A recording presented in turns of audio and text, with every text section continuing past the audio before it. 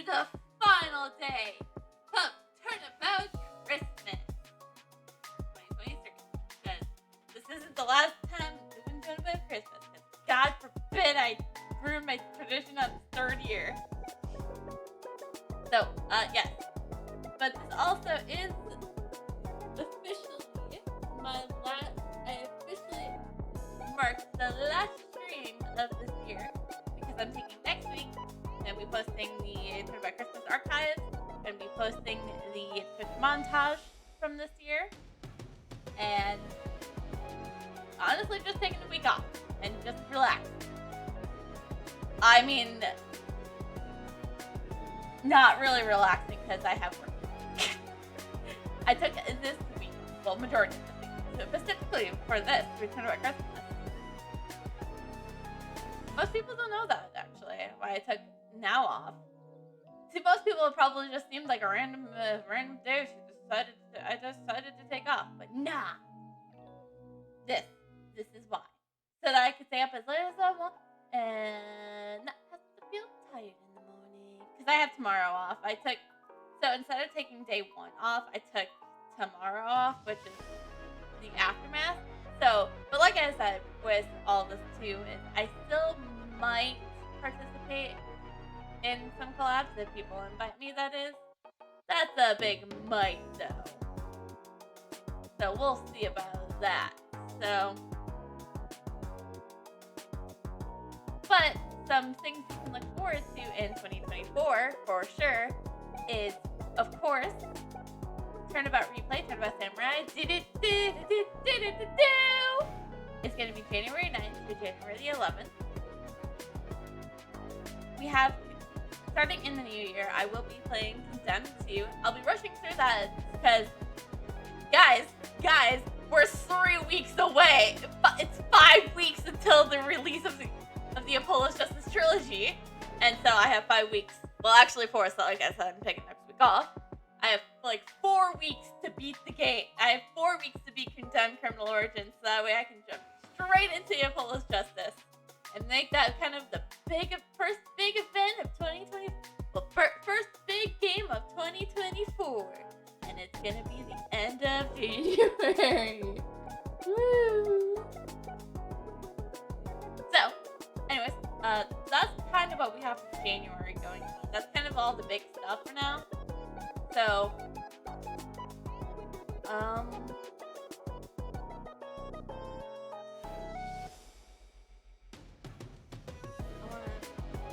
no, you're not. I'm not ready to show that off yet. But I think we shall no dilly-dally. Only Turnabouts. So let's jump into our investigation for today. Our final, it's an investigation of the night of the year. December 27th, 2:11 p.m. Like right in Cove Law offices.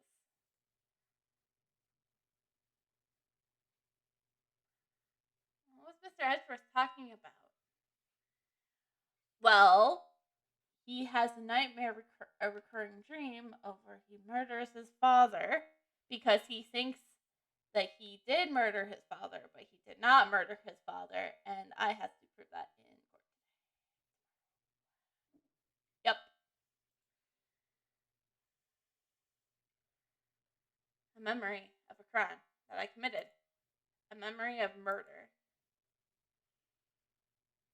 Do you really think Mr. Edgeworth killed? I don't believe it. Not Edgeworth. Some painful memory has been troubling him recently. But he would never take someone's life. Never. Not even if it was an accident. No. Nick? Yo, how's everyone doing? Read the room, butts! What do you think of my performance today? It was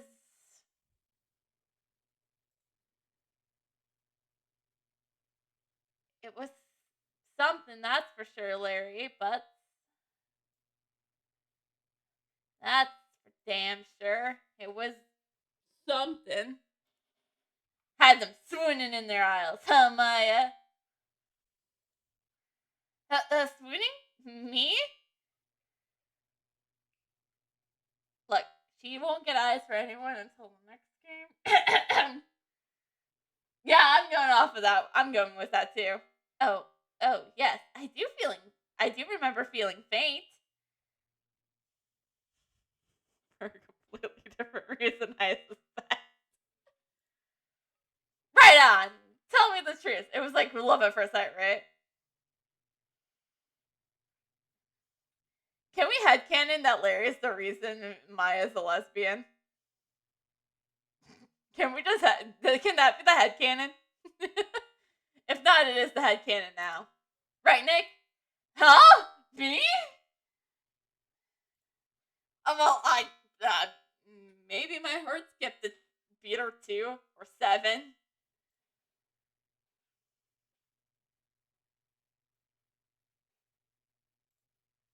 I think you could do better than that. What the fuck do you mean? I'm working with what I was given! Come on! I said that dress in there, dude. Edgy.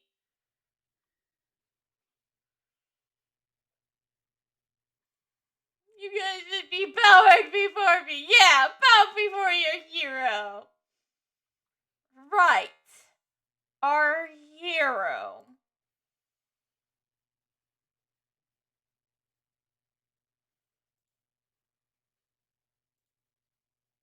Larry, you really helped in today's trial today. You did. If you weren't there, Larry, I'm sure Mr. Edris would have been found guilty.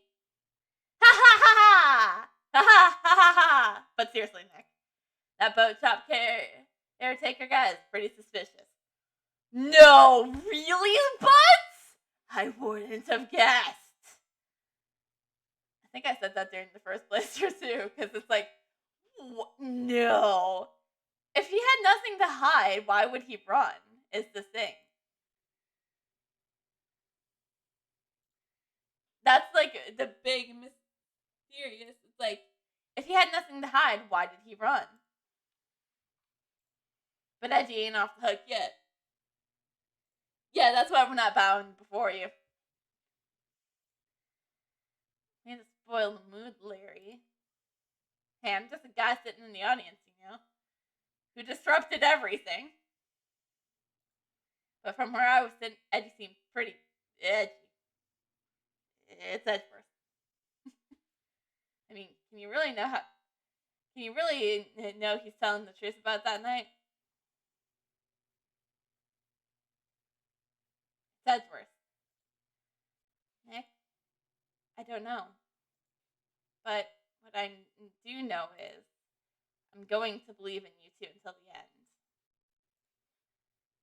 Us two? Edgeworth and who else? You mean me, right? Nah, he means me, right, Nick? Yeah, you, Larry. Me? But why you, Larry? Backstory. Huh? Actually, yeah. Why me, Nick? Enough with the silent treatment. Alright. Backstory time! Nick, why do you trust Mr. Edwards so much? I mean, he's changed recently, true. But when we first met him, he was kind of a jerk, don't you think? It's just Edgeworth. Being Edgeworth. It was 4th grade. You didn't know about him back then. I like how I did it. It's back in 4th grade. Back when he wanted to become a defense attorney. Wait. That's when you two were classmates. Yes. In grade school, they saved me, Miles, and Larry. They saved me, and I'll never forget it. That's why I became a defense attorney, What? Hey, Larry! What's he talking about? Huh? Sorry, I kind of forgot. Of course I did. Okay, Nick, out with it. I'm gonna hear this story today, and that's final! Okay. Kind of a long story, so hang in there. Backstory time! It was the very end of 3rd grade. I was on trial. A class trial. A class trial? A body has been discovered! It's not Danganronpa!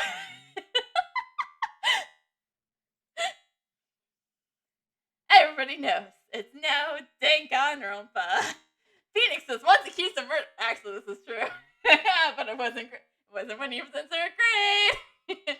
This one was just about lunch money. You remember, Larry?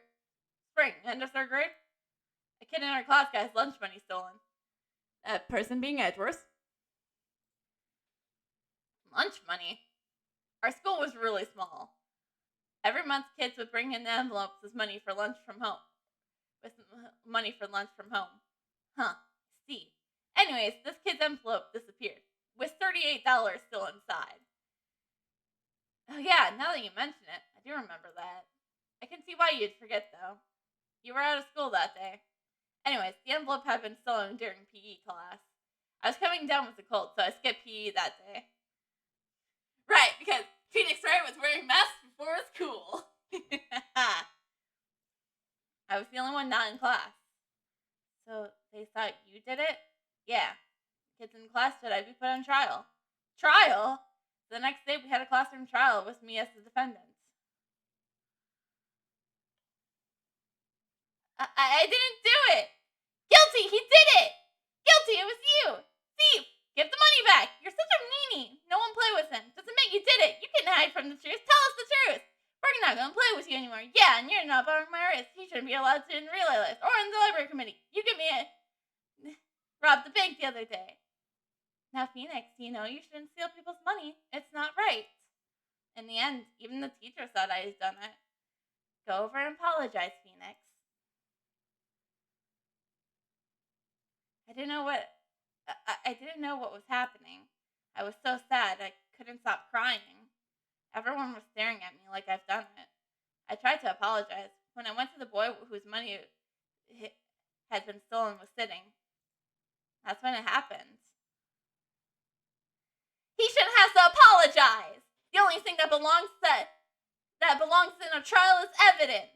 Anything else has no place. You should all be ashamed. Amateurs. Oh my gosh, you guys know that one meme that's just like 2 things, just being like, oh yeah, this, and then it's like a start thing being like, amateurs. Amateur. What'd you say? I said amateurs! Dude, that should be so cool. Can someone draw that meme as the class trial, please? Miles? It wasn't you who stole my money, was it? No? Then you shouldn't have to apologize. Everyone's been shouting you did it, but no one has any proof. That's why, Your Honor, this boy is innocent. But Miles, it was your money that was stolen. Yeah, he did it. He's the one. We don't need proof. Make him say he's sorry. Why don't you all just shut up? It was always how it is. Everybody getting up and picking on one person. That's just think how he feels. He said he didn't do it, so he didn't do it. Because Larry did it! Obviously!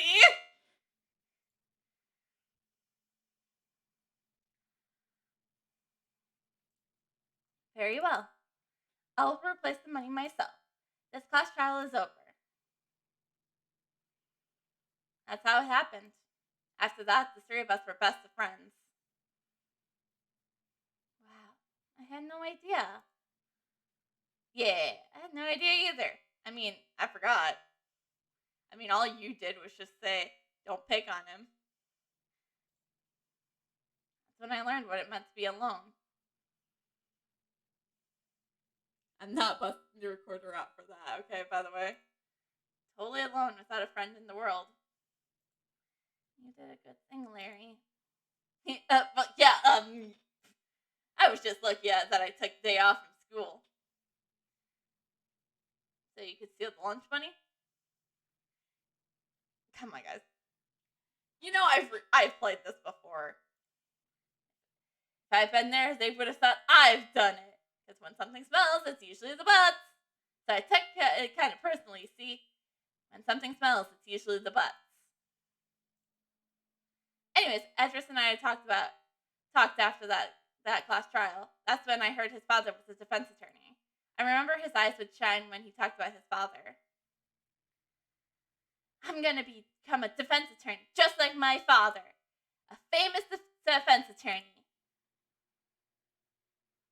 After a few months later, he suddenly transferred to another school because of Deal 6. The Deal 6 incident. Right. I'm not sure, but the transfer probably had to do with his father's death. That's so sad. It was several years later when I heard Edwards' name again. There was an article about him in the newspaper. The headline was something about like dark suspicions of a demon of attorney. Fabricating evidence, manipulating testimonies, covering up facts. The article said that he'll do anything to get a guilty verdict. Anything. But why? What happened? I mean, that's not the edgy I used to know at all. That's what I thought too. I tried to get in touch with him. I don't know how many times. He never replied. I guess he didn't want to see his old friends. I couldn't just drop it though. I wanted to meet him, to learn why he had become who he became. That's when I decided. Wait, you don't mean? Yeah, I became a defense lawyer just so I could see my friend again. I think Renosuke's story is a little more honorable, though. Becoming a defense attorney because of my friend. For my friend. Who he thought died. So, I do believe Renosuke's story is more honorable, but it's just less believable. That's why?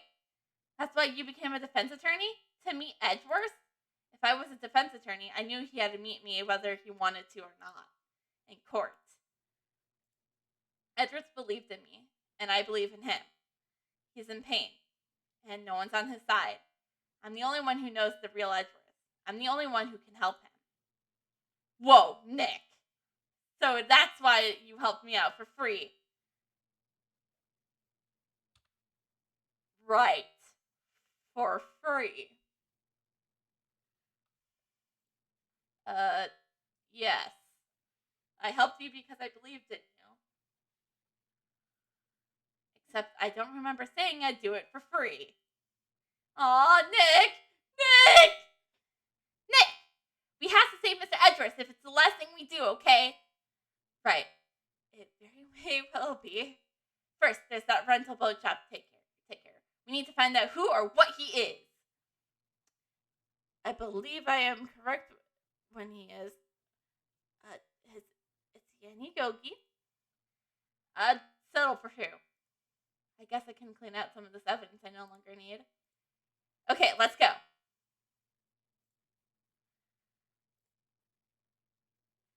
Don't dirty the place, Larry. We got things to do.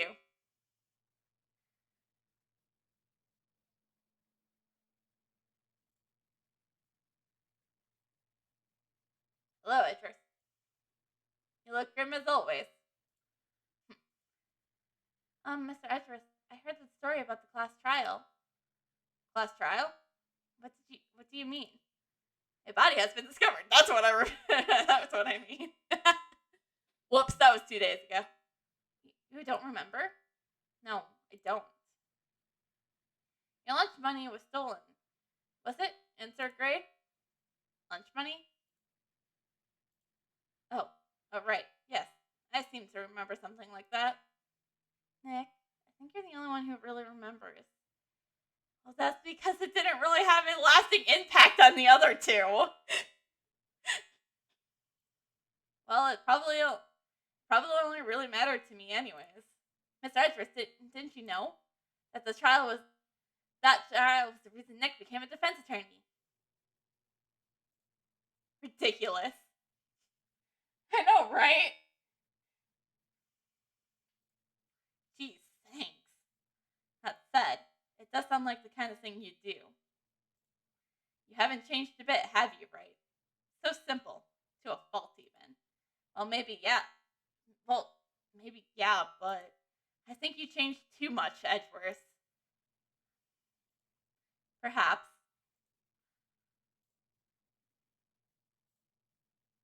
Hey, Edgeworth, why did you become a prosecutor, anyways? You used to look up to your dad. You said you wanted to be a defense attorney, right? I couldn't let myself deny reality like you. What do you mean? My father was taken from me, and you wanted me to defend criminals? I'm sorry, Ray, but I'm not that good of a person. One suspect was apprehended in your father's murder, right? Yes, that man trapped in the elevator with my father. His name was Yanni Yogi. He had to be the shooter. Any way you look at it. Objection, Mr. Miles Edgeworth. Yet he was found innocent. That defense attorney got him off the hook. That would be Robert Hemorrhoid. On that day 15 years ago, the three of us were trapped in that elevator for 5 hours. When we were rescued, we all suffered oxygen deprivation. I've lost my memory of the murder. Lost your memory? Even now, I can't recall what happened in that elevator. That was the crux of Yogi's Yogi's attorney argument in court. He claimed Yanni Yogi had not of sound mind due to the oxygen deprivation. Yogi was released due to a lack of evidence. Innocent.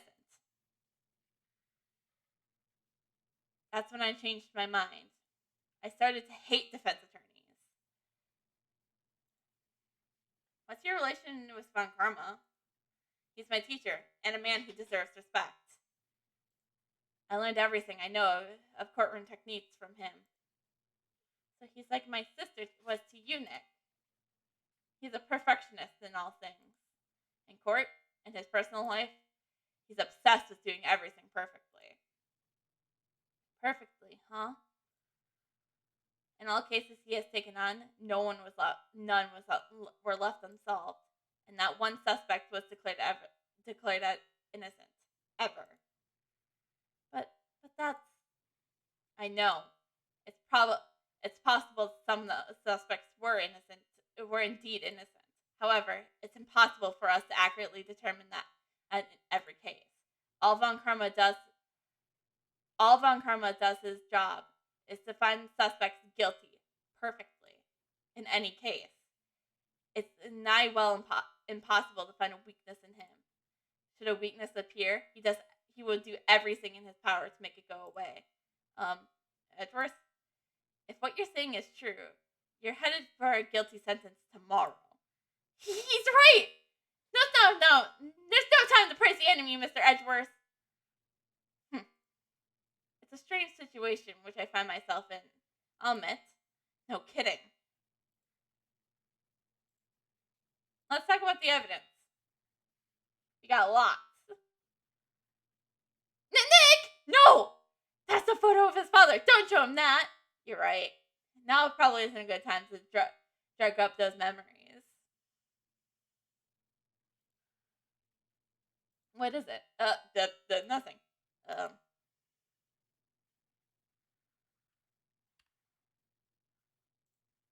was that case that changed my life. And tomorrow, on December 28th, it's the statute of limitations runs out. Tomorrow. Could that be a coincidence? Nah. But even if the case is finally closed on paper, it will never be erased from my memory. Never. It's okay. Poor Mr. Edgeworth. Sorry. I'm not sure I can help you with that.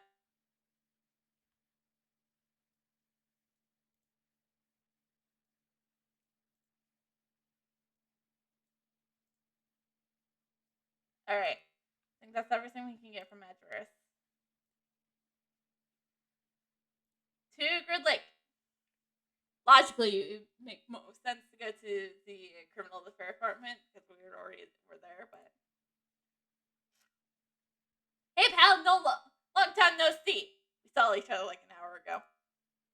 Oh, detective. The other day, yesterday. Close one today, eh? I got so worked up I snapped my tie in half. Oh, your tie seems perfectly fine to me.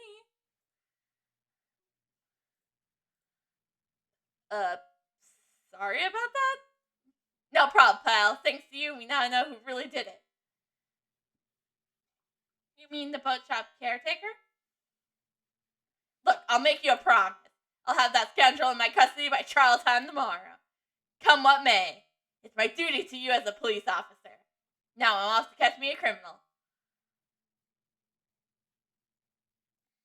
Detective Gumshoe sure is active today. Well, at least he's taking Detective Bad's advice and not losing his detective spirit. Oh, one other thing. No one can go in the woods today. The woods? Where Lotta was camping? The woods are off limits to camping, and apparently the park ranger found out. He got pretty mad. No one can go in for a while. I guess Lotta's in a lot of trouble. Boo! Anyways, I'll be seeing you tomorrow.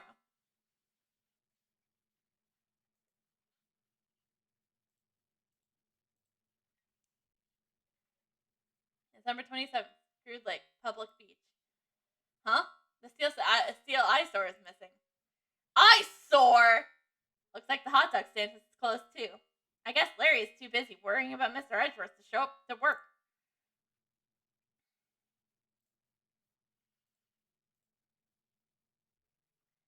December 27th, Post Rental Shop. The old caretaker got away. Yep. I never imagined he might be the real murderer. I did, from the second I saw him the first time playing through this game. I know that clearing of the throat anywhere. Ah, hello. What might you be doing here? Out for a walk, Ah, the days of my youth, like the scent of a fresh lemon, you see. Mr. Grossberger? There's no time for idle reminiscence. Mr. Edgeworth is... Alright, yes. Hey, thanks for the alert. Though. Mr. Edgeworth's trial ends tomorrow! That's true, yes. But from what I saw at today's trial, Edgeworth should be fine, right? No. Well, I'm not so sure about that. Oh, what do you mean by that? Well, I'm not sure. But if you find anything out, come by my office at once. I may be able to offer you some assistance. Thanks. Bye. What do you think Mr. Grossberg was doing here anyways? Who knows?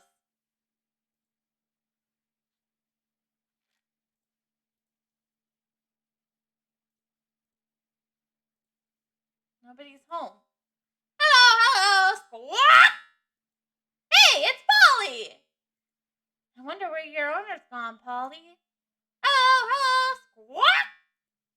I can't believe you run and leave his poor parrot to fend for herself. Hello, squawk!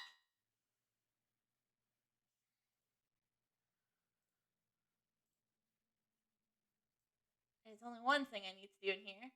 That reminds me, Nick. Polly here knows the number to the safe, right? Yeah, that's right. Polly, what's the number to the safe? 2228, squawk! Let's open it, Nick. Come on. I'm sure there isn't any money in there. Aww. But hey, he keeps it locked, right? So there must be something of value in here. Right, because this is totally legal. I'm not so sure. Because like I said, this is totally legal. Totally 100% illegal. Okay, Nick, let's see what's in here. I guess there might be a clue or two. The only thing in here is a letter. A letter? Aw, boring. There's a name on the signature of this thing. Handwriting is writing very precise and clear letters. Get your revenge on Miles Edgeworth. Edgeworth? Nick, why would Mr. Edgeworth's name be on here? How should I know? I'm gonna read the whole thing. Get your revenge on Miles Edgeworth. It also says this is your last chance. Now's the time to get revenge on the two men who ruined your life. The rest of the letter goes into describe the murder plot in detail. How to kill Robert Hammerhead and frame Edgeworth. Calling Edgeworth out to the lake, getting on the boat, firing twice. This is exactly what I figured out today in court. It's all here, in perfect detail. Perfect, huh? What do you think it means, Nick? I don't know, but it looks like these are instructions for that caretaker. When he killed Robert Hammerhead and called out Edgeworth, he was following instructions. But who could have written that letter? Oh, I wonder if the directions were in perfect detail. Key emphasis on the word perfect. I wonder who it could be. It's a goddamn mystery, isn't it, Maya? Man, what does it mean? Get revenge on Miles Edgeworth. Look, I don't know, okay? But one thing's for certain. This letter is an amazing clue.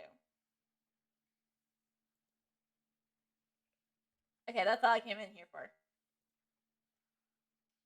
Wait, is there anything we can do with Polly? Maybe I should take care of Polly, Nick. You probably shouldn't just kidnap her. The police know about her anyways. I'm sure they'll do something. Okay. Sorry, Polly. He says I can't take you. Great, now the bird's gonna hate me too.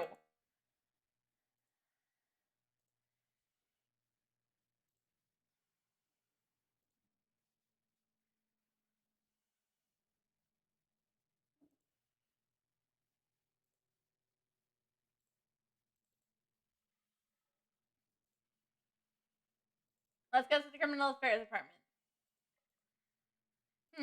Looks like Detective Gumshoe hasn't gotten back yet. Gumshoe? He won't be coming back today. Oh, really? He said there was some guy he had to arrest by tomorrow. The boat shop caretaker. He shouted something about catching him if it's the last thing I do, pal. Good luck, Gumshoe. Godspeed. Chat, this is the part where you would put in your 07 emotes. I should get one for myself. Okay, add that to the list of things I should commission.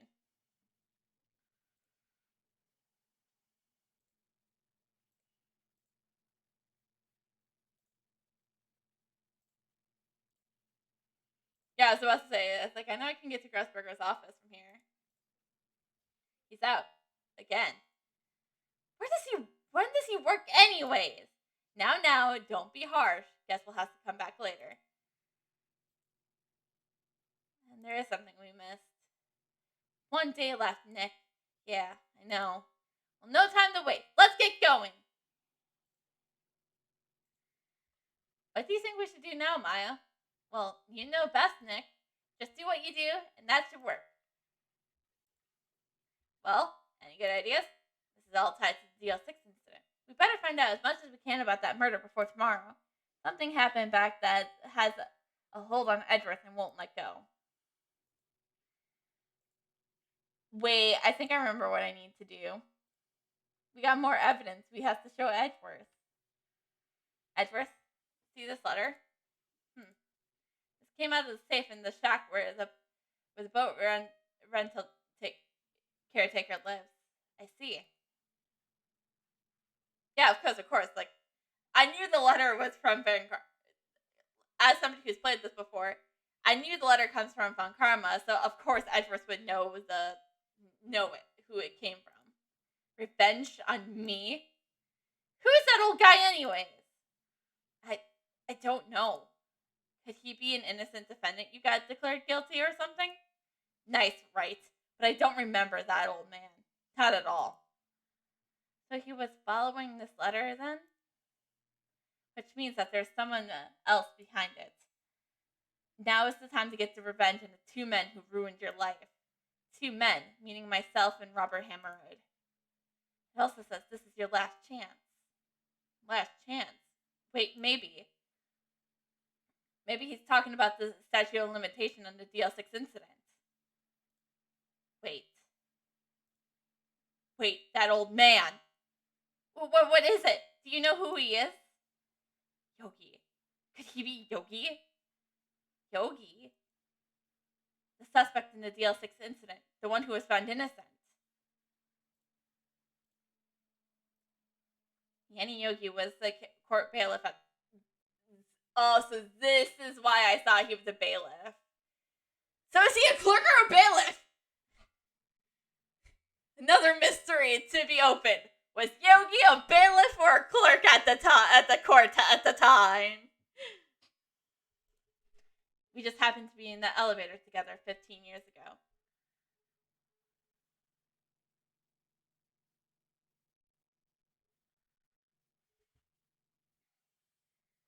The quake was incredibly strong.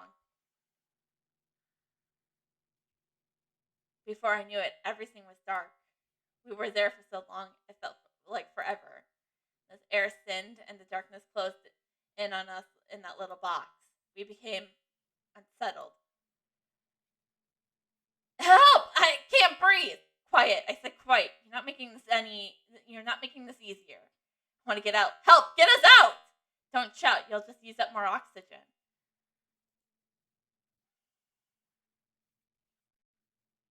That's all I remember. When I came to, I was in the hospital bed staring up at the ceiling. In court, Yanni Yogi's mental condition was called into question.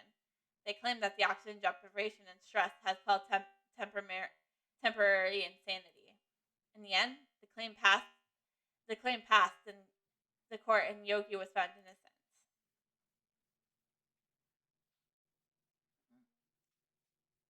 But isn't that strange? This letter tells him to get revenge on Edgeworth. Why would he want to take revenge on you? Right? Yeah. There's something that's been troubling me these last few days. I didn't know whether or not to tell you.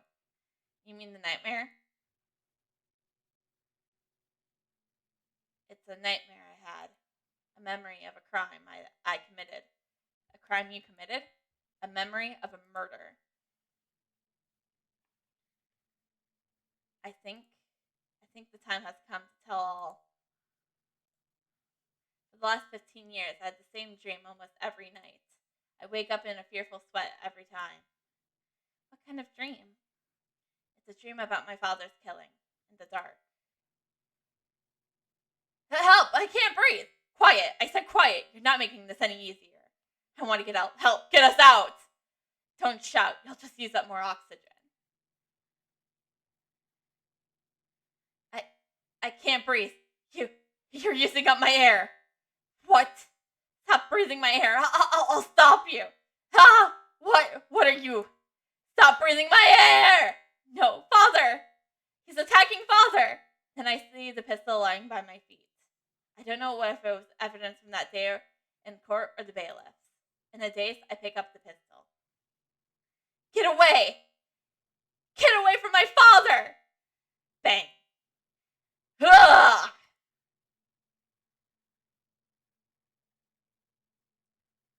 And with that scream, I wake. It's a bone-chilling scream. A scream that has rung in my ears for the past 15 years. One that you never heard from the man who's been taking care of you all these years. But that's just a dream, right? Right? The thought is that thought is the only thing that has kept me sane for the last 15 years. What if I'm wrong? What if it's real? They say that sometimes people shut out memories in its self-defense. Well, if I learned anything from the Great Ace Attorney Chronicle, you guys know exactly where I'm going with this if you've also played the Great Ace Attorney Chronicles. We just need to lock in that and break it so that the memories flood. I need to break your spirit, break your mind, Edgeworth.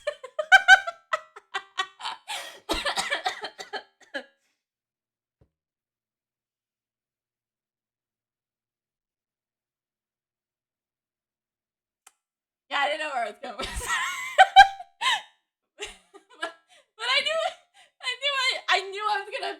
I was like, right. I know something like that. This line is said before, and it's just like, what's the likelihood that I'm gonna bring up that part from the Great Ace Attorney Chronicles? And I did. I'm just like, not sorry. Maybe it was I who killed my father. What? If you think about that, if you think about it that way, this letter makes sense. Get your revenge on Miles Edgeworth. Think about it. Yogi was really innocent. That's why he wanted revenge against me. But you're not the one who murdered your father.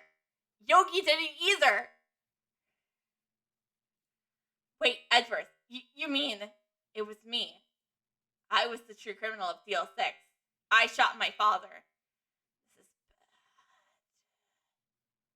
Why couldn't this come up tomorrow, where the statute of limitation was up? What are we gonna do, Nick? What can we do? Well, I have a little trick up my sleeve. We have the evidence already. Wait, do we? I think we do have the evidence. Hell yeah, we have the evidence. We have the evidence already. Miles Edgeworth, you did not indeed kill your father. I don't know. I don't think there's anything we can do, like it or not. There's someone else who knows a lot about the L6 incident, maybe. There is, Nick! There is someone else who knows about DL6.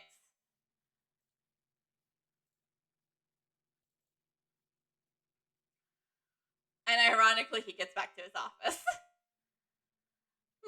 Mr. Grofberg. Ah, hello there. What's wrong? You look troubled. I have a lot to ask. No kidding. I can't believe you're not.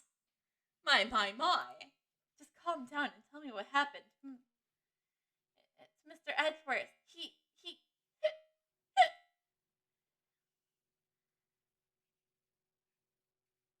I see. So Edgeworth dreamt that he shot his own father. It's only a dream. Only a dream. I don't think... Maya, it's not a dream. But... he couldn't see everything. I wonder... What? If that's the case, then why do you two look so troubled, Well... Also consider this. Yogi quite certainly holds a deep grudge against Miles Edgeworth. So deep, he wants to frame him for murder. This leads me to surmise that Mr. Edgeworth's dream was not a dream. Not a dream. It was real, as you imagined. Miles Edgeworth threw the pistol to save his father. The pistol fired, and the deed was done. Do we even go for like a self-defense? We can't even go for a self-defense claim because he was trying to save his father.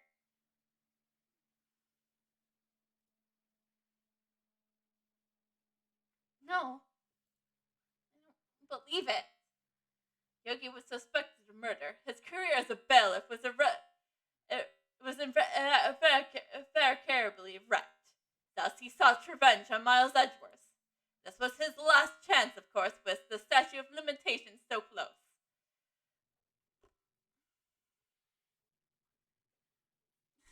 This is just so much because I know, since this is a yearly tradition where we play this same episode every year. It's so much to note that it's just like, oh my, it's just like, I know what happens, and it's just like, it makes sense, like, when you hear it and, like, know what happens, because, yes, obviously, too, if Miles didn't have that dream where he shot his dad, he would have said, Yogi did it, and Yogi would have thought he did it. So, of course, those two would kind of be at each other's throats and stuff like this, because, as it was said, Yogi's life was ruined because of DL6. Yogi's life was ruined because he was deemed incredibly insane and as labeled as a murderer. so and stuff. But to Edris, he let a man take the fault for something he thought he did. But in reality, neither of the two men, Edris didn't kill his father. It's the main point of it too is probably Edris. Because here's the thing, Edris said it himself too. Von Karma will make sure of anything to do to make sure or that nothing gets in his way of his perfection. So he probably was very, very careful not to, be able to let out a scream as bold and chilling as it was, because obviously that scream that Edris heard was from Von Karma, as we're going to see later.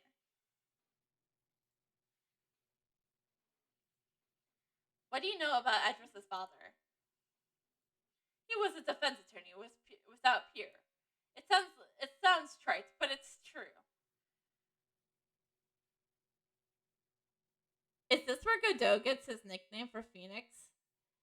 By the way, what the fuck does trite even mean?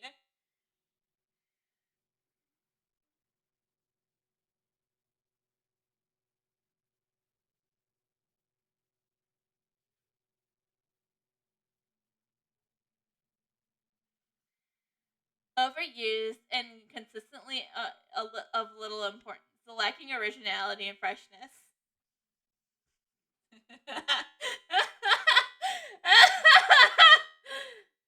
And what does it mean to be trite? Active, lacking in refreshing her effectiveness because of your constant use of her excessive repetition. Now that I know what trite means, oh my gosh.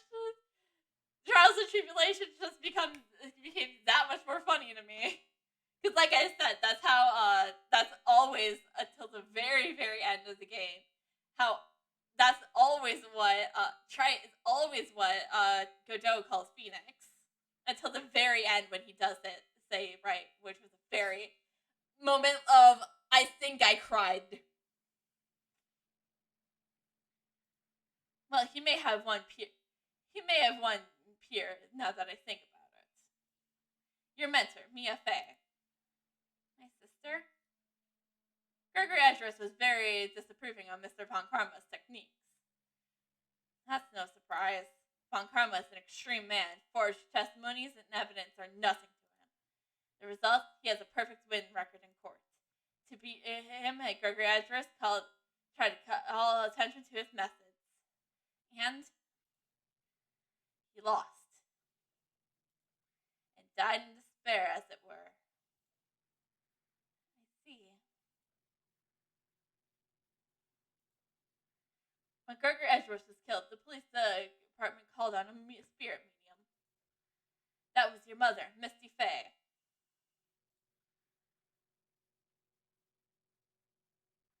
I am Gregory Edgeworth. I have been killed. The one who shot me was the bailiff, Yanni Yogi. And it also makes sense too with this line too, is they were all the oxygen deprecation. They couldn't really see that there was someone outside the elevator.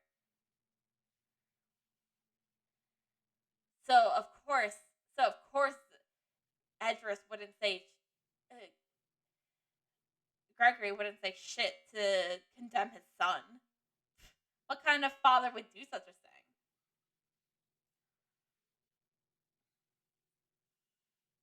Yet Yogi was found innocent. That's when my mother left us. Everyone called her a fraud. That's right. Everyone thought she was, you see. Yet, now that I think about it, I see the one who lied was Gregory Edgeworth's ghost. Gregory must have known who has shot him. Objection! I don't believe it. So you're saying he falsified his testimony? That Edgeworth's dad lied to protect his son? It's the only possibility, mind you. You're wrong. But a possibility nonetheless.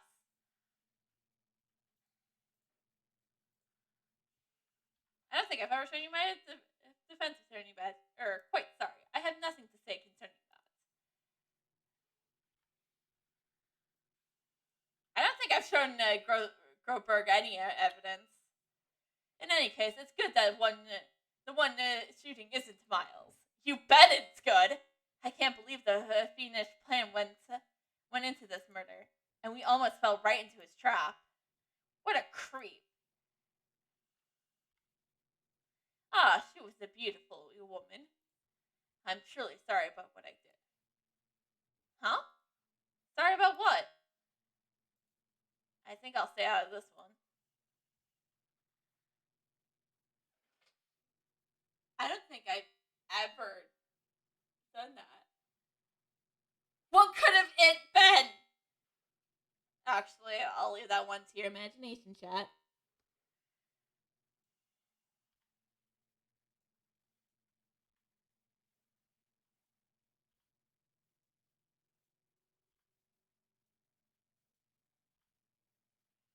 This incident took place 15 years ago tomorrow. So tomorrow we'll see it's the completion of not one, but 2 trials. All thanks to the statutes of limitations. However, I'm afraid the damage the damage Deal 6 incident has done will never be erased. Yes, think? Gregory Edwards. He was a gifted man. His death was truly a loss. I wonder what would have become of Von Karma if he were alive. I wonder what would have become of Edward. See, this is what I want. Okay. Anyone from Capcom, if you're listening, and I know you're not, if you're listening to this, can we have like an alternate Ace Attorney series, like an alternate series for Ace Attorney that is like an alternate timeline where DL6 just never happened? Oh, so this is the letter. It does seem that Yogi was following this letter, where he killed Hemorrhoid. But why kill Robert Hemorrhoid? Hemorrhoid was a skilled defense attorney, but he defended clients not for their sake, but for his own. Huh? His own sake? He never trusted his clients, that one. The only thing he trusted was his own ability. But he got his client found innocent, so why should it matter? Actually, my dear, it's quite different. He won the innocent verdict for no one but himself. Yogi was a free man, but socially he was ruined. Huh. You'll understand soon enough. Wait. What is it? This letter. I've seen this handwriting somewhere before. A long time ago. It's surprising that Edgeworth didn't recognize this handwriting. You know, knowing what we know about Edgeworth, it's surprising Edgeworth doesn't actually know whose handwriting this is. Whose handwriting was this? Do you have any idea who wrote this? Manfred von Karma. Could it be Manfred von Karma? Von Karma? Why would he have something to do with this? Well, I'm not sure. Von Karma. Wait! You're right, my boy! This is Von Karma's handwriting. I'm sure of it. I used to see this all the time on court reports. What? But that means the one who told Mr. Yogi to kill was... Correct. Manfred von Karma himself. What does this mean then? Why would Von Karma want to frame Edgeworth? Do we have anything else to talk to him? If it's truly was Von Karma who wrote this letter, then he knows the truth. He would know that Miles Edgeworth has accidentally killed his own father. He'll say too much as Mara in court, I should say. He'll press to the point until the court finds Miles Edgeworth guilty. Oh no. But how could Von Karma know about Mr. Edgeworth's past like that? Even Edgeworth thought it was just a nightmare. That I do not know. Yet I do know that Von Karma is both persistent and a perfectionist. He may be seeking to satisfy the grudge against Gregory Edgeworth by hurting his son. What do you mean? It was 15 years ago. Von Karma met Gregory Edgeworth in court, and Von Karma did win. But he didn't make it through the trial unscarred. What happened in the trial between Edris's dad and Von Karma? Von Karma caught the guilty verdict he wanted. He won the trial. But Gregory Edris accused Von Karma of faulty evidence. And so he lost the trial. Mr. Edris's accusation stood. Faulty evidence? It was the only penalty Von Karma has ever received in his career as a prosecutor. Gregory Edris dealt a blow to his perfect trial record. Wow. It must have been quite the shock for Von Karma. He took a vacation for several months after that, you see. A vacation? Yes, an unusual event for the man. That was the first and last vacation he's taken in his many years of prosecuting. I could not see going like 40 years on a vacation. Really? He doesn't take vacations? Like, go to the sea, or to the mountains, or to a freezing waterfall. Don't tell me he's never been to Europe. You have a strange ideas about vacations, Maya. In any case, that was the only time he took a vacation from work. I believe the penalty upsets him quite a lot. Odd. If he wanted to keep a perfect record so badly, why would he take such a long vacation? What do we do, Nick? Von Karma is going to bring up Deal 6. You can bet on it. What if Mr. Edris pleads guilty to Deal 6? I won't let him! Yes, Mr. Wright. I hate to say this, but even accidental murder is murder, you know. I know that! But Edris didn't kill his dad! I know that! I just believe in Edris' innocence. I can't believe he'd kill someone. But Nick, Mr. Edris admits it himself. His father must have lied to protect him from beyond the grave. I don't care. I know he's not guilty. Mr. Wright, if you say so, I suppose I could go check again. Those police files might hold something of interest. Mr. Grossberg, thank you. I can't promise anything. In fact, I think the chances of finding something are slim. I understand. The police materials.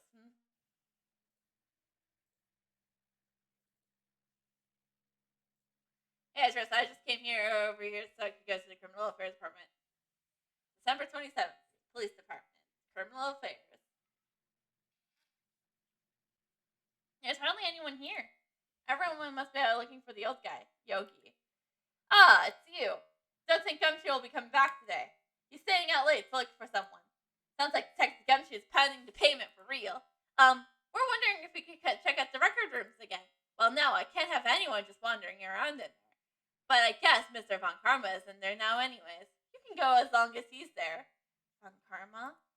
Yes, he just arrived actually. Von Karma's in the record room. Nick, let's hurry. December 27th, the Police Department Records Room. Dusty as always. We're only here just yesterday. I'm sure they haven't had time to clean.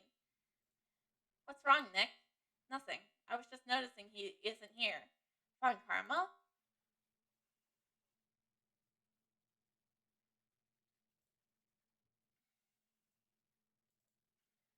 There's the shelf stuffed with case files in the back of the room, too. Forgotten cases, rotten away for eternity. Nick, let's get what we need and get out of here. All this dust is getting to me. Here are the files collected on case reports. There is quite a large volume of reports here.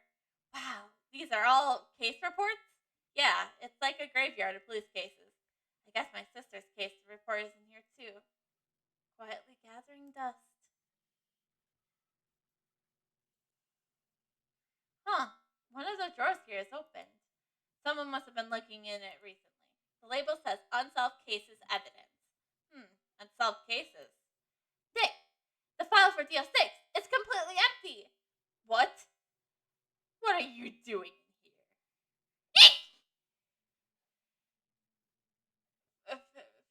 Full frontal Von Karma is the scariest thing I see all year. And I played Feninetti. But Von Karma! You. How do you know my name? Because we've been dealing with you for the past 2 days in court? Huh? Have we met? I'm literally the defense attorney.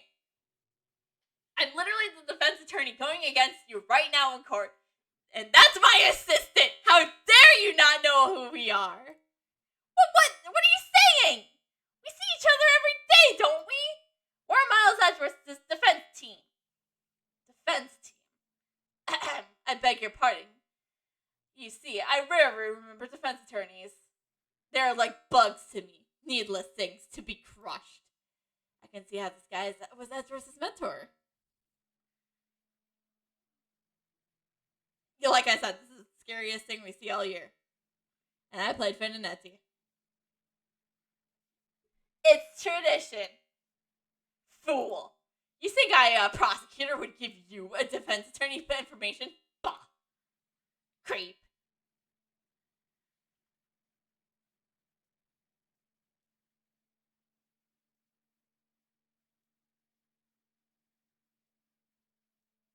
I feel like he has something about some evidence.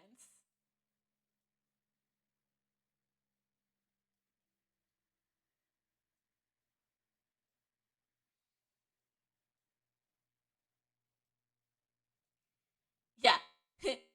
Remember this metal detector. It will be your undoing.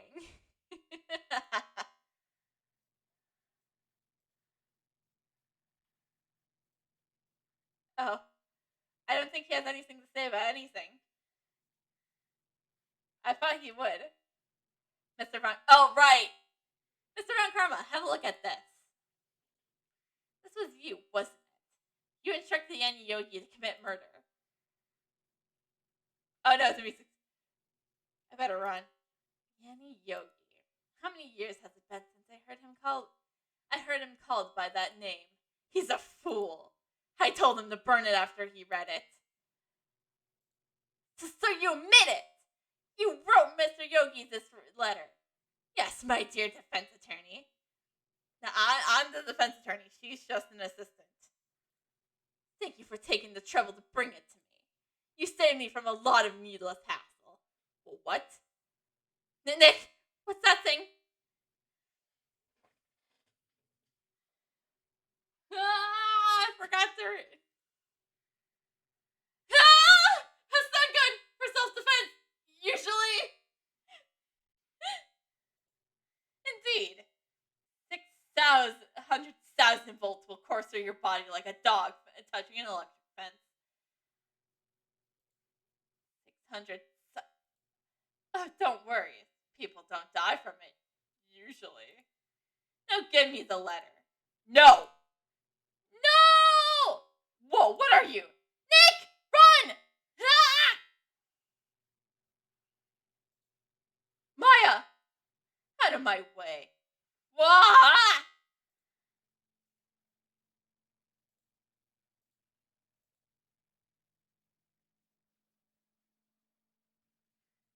He got us.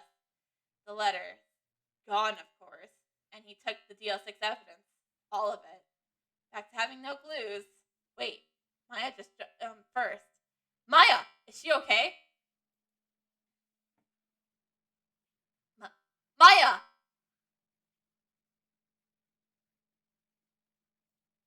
Maya, open your eyes.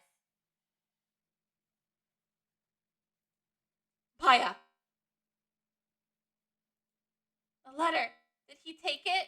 Huh? Oh, yeah. Are you okay? I couldn't stop him. I jumped as fast as I could, but one shot from that thing knocked me out cold. I'm useless. I'm no good as a lawyer or a medium. I can't even call my sister. Not even now when we need her the most. I wish I hadn't woken up at all. Maya! This has to be some way I can help her. I better do something about her self-confidence first. Maya, she's holding something. What's this? A bullet? DL6 evidence number 7, taken from the heart of Gregory Edgeworth. I remember. Von Karma was holding this when Maya jumped him.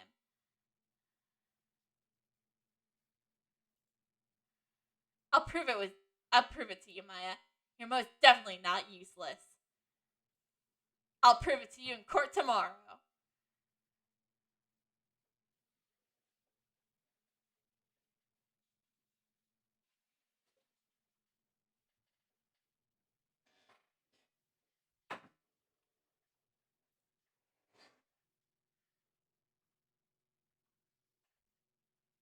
Save progress, obviously.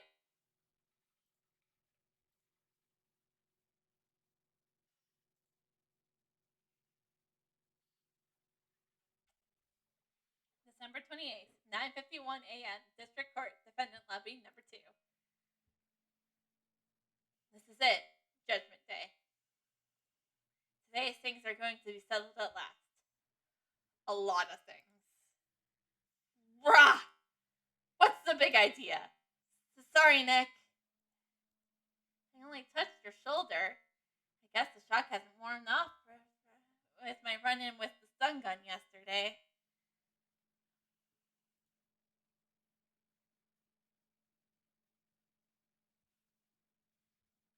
Anyhow, today's the last day of the trial. Good luck, Nick. Yeah, thanks, Maya. Idris is looking glum as always. A little more than usual, actually. I hope Von Karma doesn't push him too hard. Whoa! What are you doing? Sorry, I'm sorry. I just thought I'd cheer you up with a pat on the back. Maya, maybe you should go outside and discharge. Right, good idea. Try not to electrocute anyone on your way out. Wow, pal!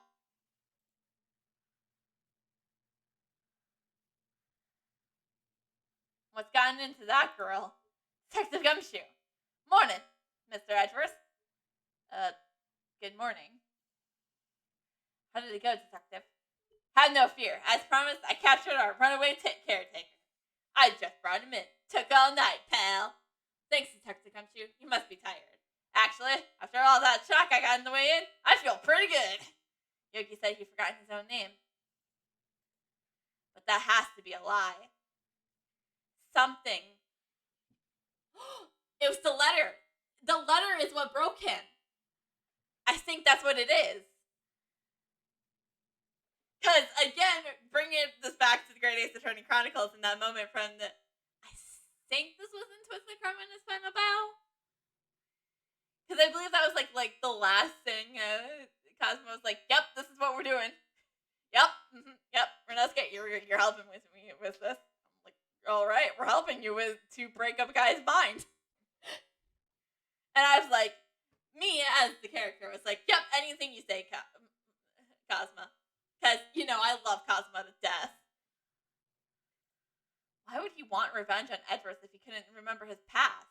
He does remember, and I'm going to prove it.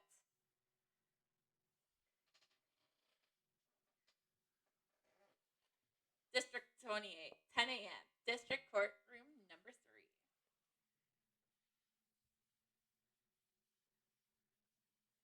Court is now in session for the trial of Miles Edgeworth. The defense is ready, Your Honor.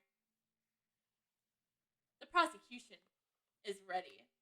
Haha, we have broken into at least telling us that he's ready. We're the greatest defense attorney since Gregory Edgeworth. Right. Very well.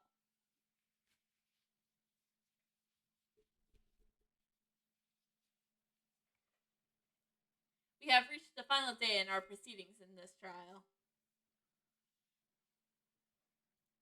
I ask that the prosecution submits decisive evidence. Understood.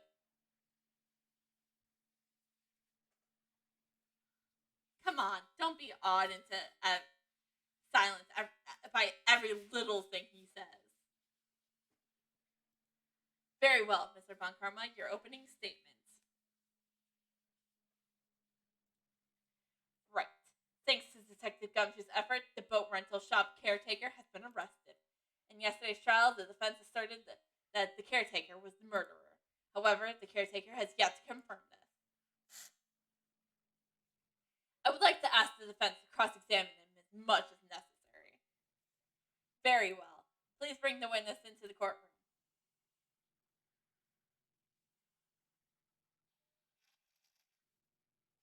Ladies and gentlemen of the court, I believe you all remember our witness. He lives in the boat rental shop on the lake from where he witnessed the incident. In addition, he has currently lost his memory of his name and identity. Witness! Why did you run away yesterday? The witness was not running away, as he will now testify. I see. Very well. Please begin your testimony.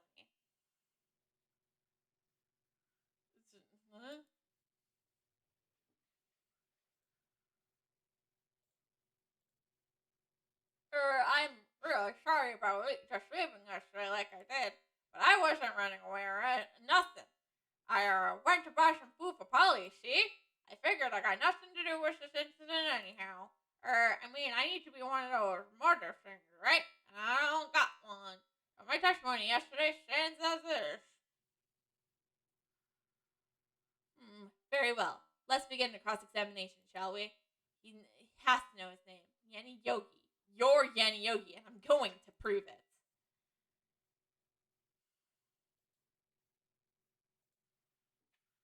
I'm really sorry about leaving. I call what you did running away, and not just leaving. You heard Larry's testimony and realized you were in danger.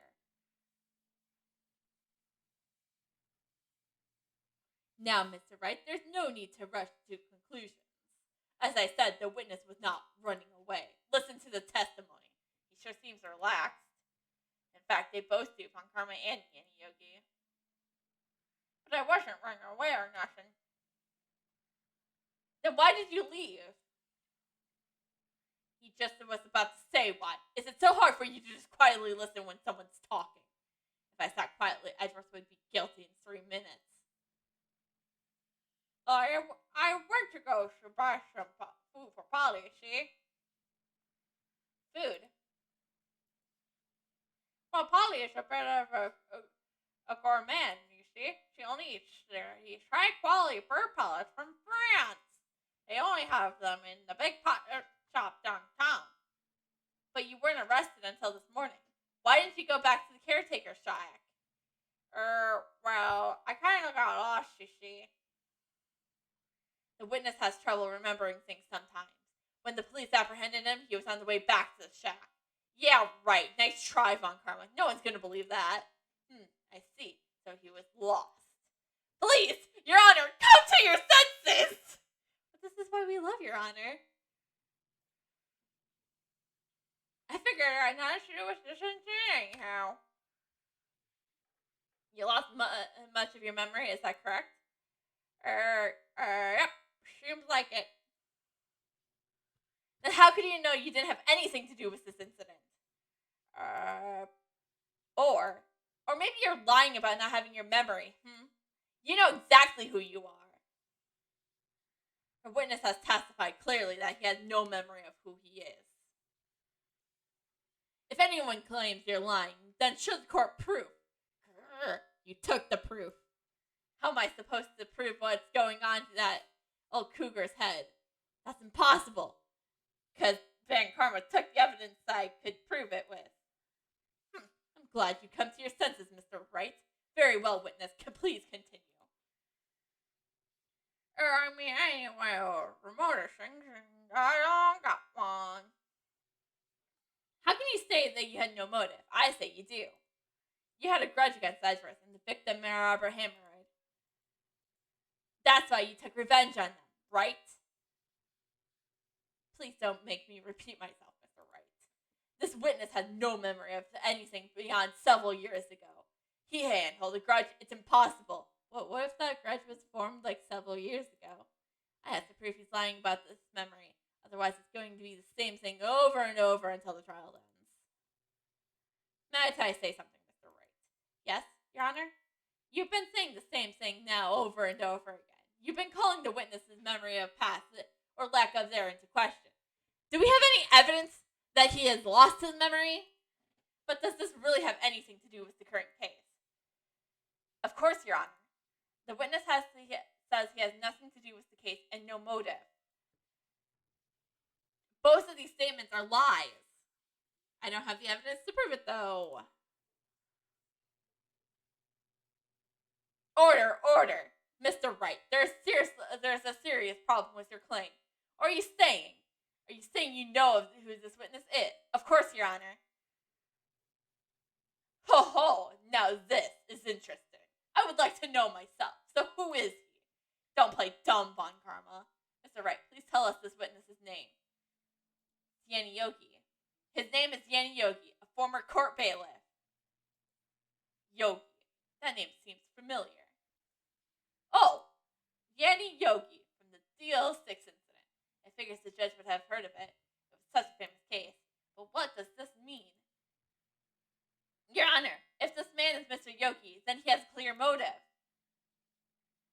Tisk, tisk, tisk. Jumping to conclusions again, Mr. Wright. This man is a witness, is Yanni Yogi? Fascinating. However, how do you propose to prove this to the court? Bailiff, search Von Karma's entity. He might have the letter on it. He probably actually burned it.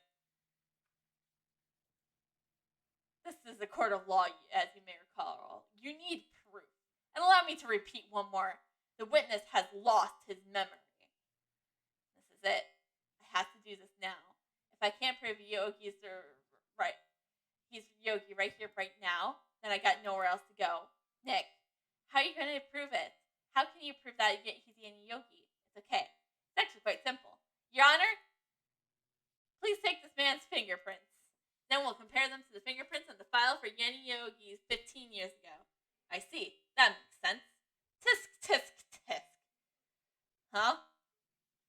I'm very, very sorry, Mr. Wright. Why? The witness has no fingerprints. Do I make a joke about work? I think I made a joke about work last year with that. So, what? What? No fingerprints? Shoot, before I worked as a caretaker, I worked at a chemical plant. I burned my fingers working with the stuff. Yep. What? Also, wouldn't you have, safety measures for that kind of shit? Yogi, you sneak.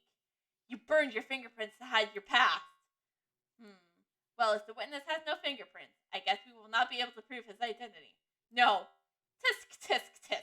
Well, what will you do, Mr. Wright? It seems that the case has been decided, no? No. I know what happened. I know everything. I just can't prove it.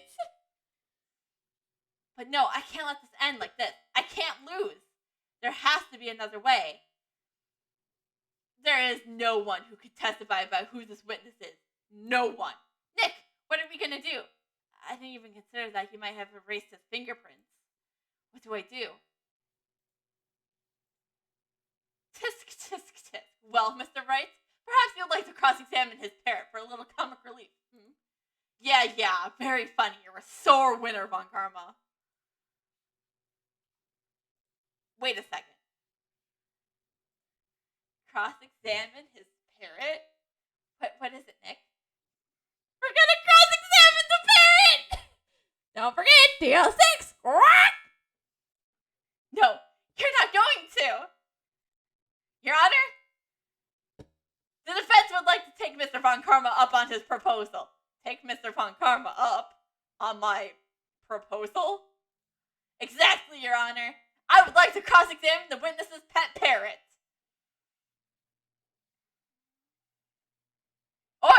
Order! Well, what do you think, Mr. Von Karma? Need you even ask? This is a facade. I object. Wait a second. You're the one who suggested I cross-examine the parrot, Von Karma. I have a right to do as you suggested. Well, if you so desperately, then please, be my guest. said it as a joke, but I'm running with it. Of course, shall you go through with this, and nothing comes of it, I hope you're ready for consequences. Nick, this is crazy. I have an idea. Well, still want to go through with your little game? Yeah, I'm doing it! Let the parent take the stand! I will cross-examine her, Your Honor. This is the most ridiculous thing I've ever heard. Von Karma's rigged every person's testimony, every piece of evidence, except the parrot. She's my last chance. At least, I think so. Bailiff, bring in the parrot. Don't forget, 06.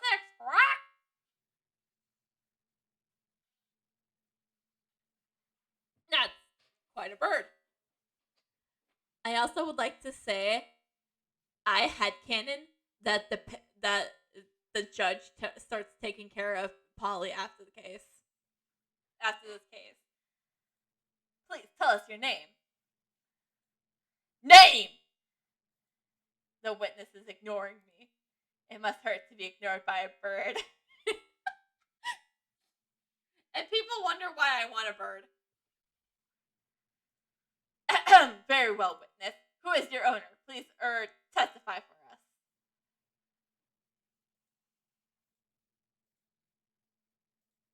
Hello! Quack!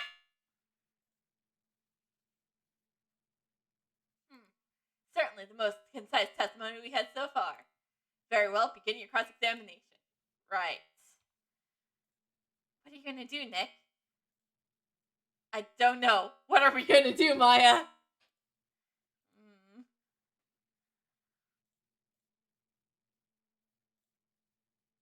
Oh,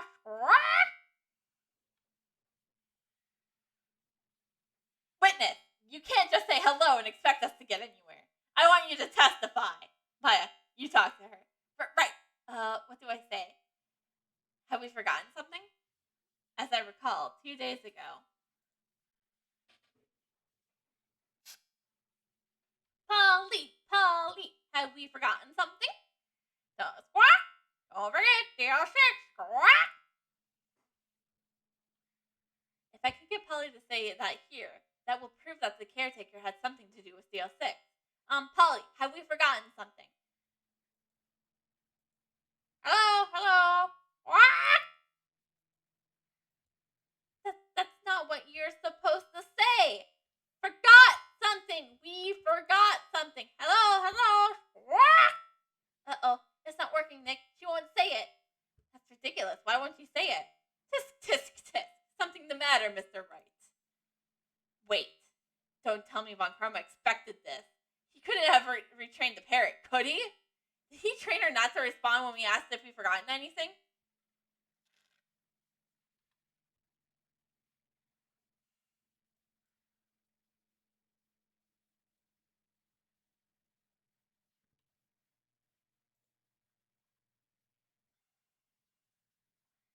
Witness, you're here to speak. You must speak to me. Frankly, I can't believe that you're speaking to this parrot. Well?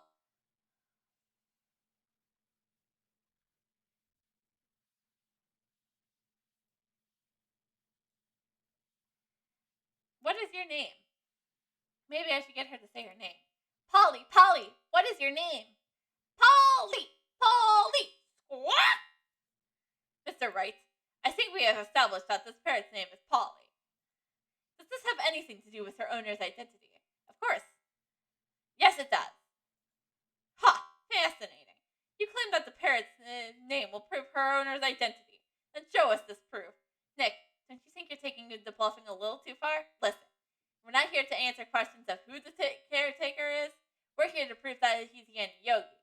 All we have to do is tie Polly to Yogi. Your Honor, the proof is in the parrot's real name that the caretaker is...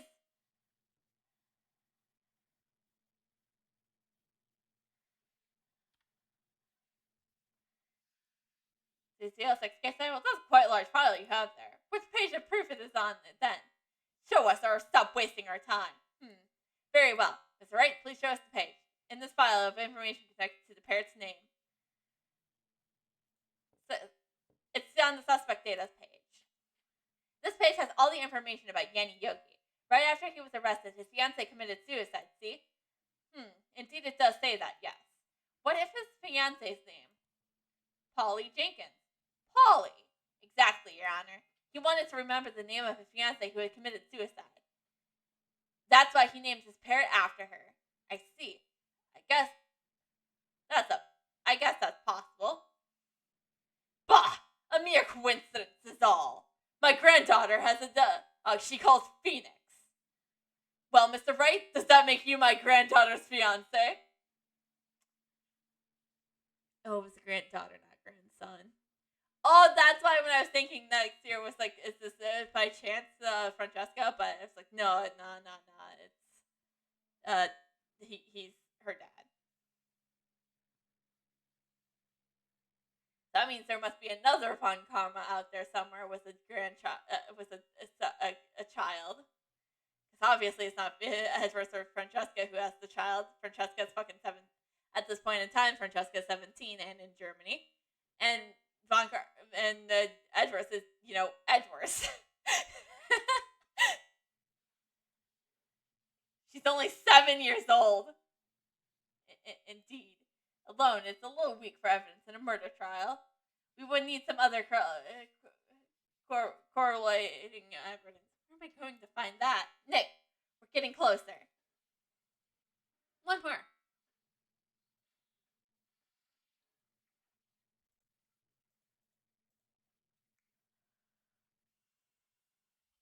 All right. Hello, squad! What's the safe number? Maybe I'll get her to say the number of that safe. Huh? The safe? Why? Let's just try and see if it gets anywhere. Polly, what's the number on the safe in the chat? 228. 228. My, what a reckless parrot. Well, Mr. Wright, you are claiming that the numbers have something to do with the caretaker. It absolutely does. Actually, it does. That's why I had her say it. Ha! Ridiculous. How can the number to a safe tell us who the caretaker is? Show us your proof. What could possibly link this number to the caretaker's true identity? The DL6 case file? What is this obsession you have with that case? Because it has everything to do with this murder? Mr. Wright, where in this file is something related to the safe number? Case summary. It's on the case summary page. The case summary. Especially the day on which the DL6 incident occurred. 15 years ago to the date. Actually, it's to the date in a week if we're... Actually, if we're talking about it this year... If we're taking it this year, it would be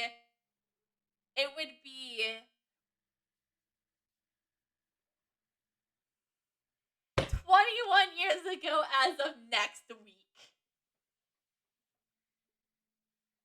The date of the incident, December 28th. Why, that's today's date, 15 years ago.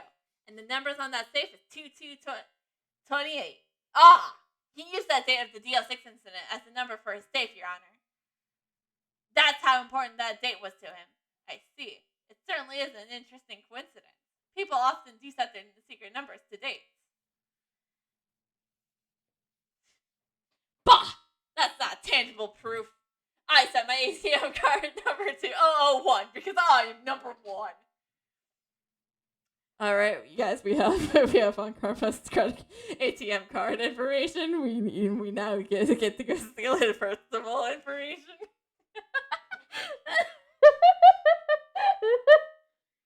We now can steal his credit cards. We can now steal his credit card and go beyond a fictional shopping spree. What should we buy first?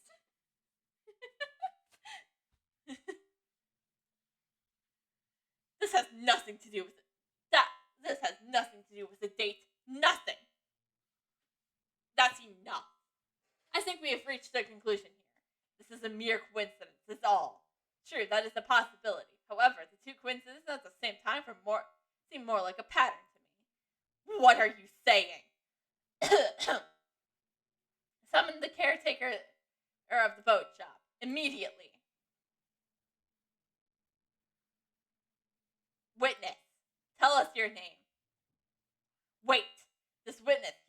remember. No. It's okay. You're okay.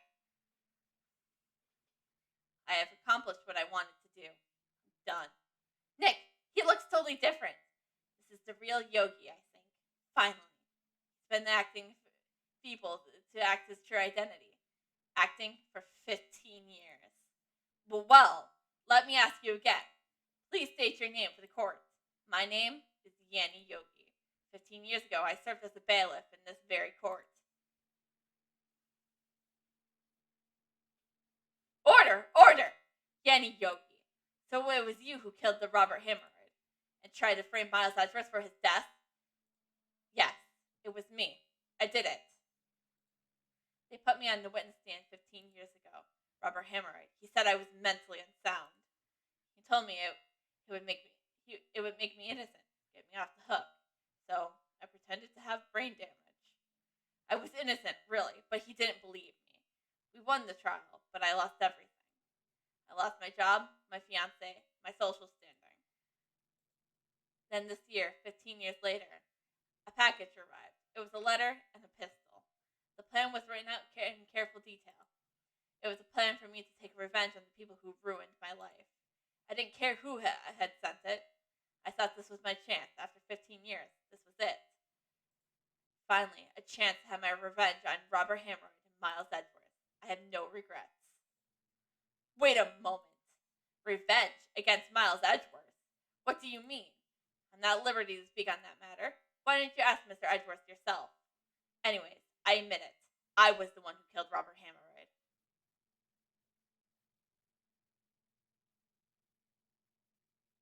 Von Carmo, where's Mr. Yogi? Under arrest, Your Honor. I saw no room for error in his confession. Then the defendant, Miles Edgeworth, is innocent, in this case at least.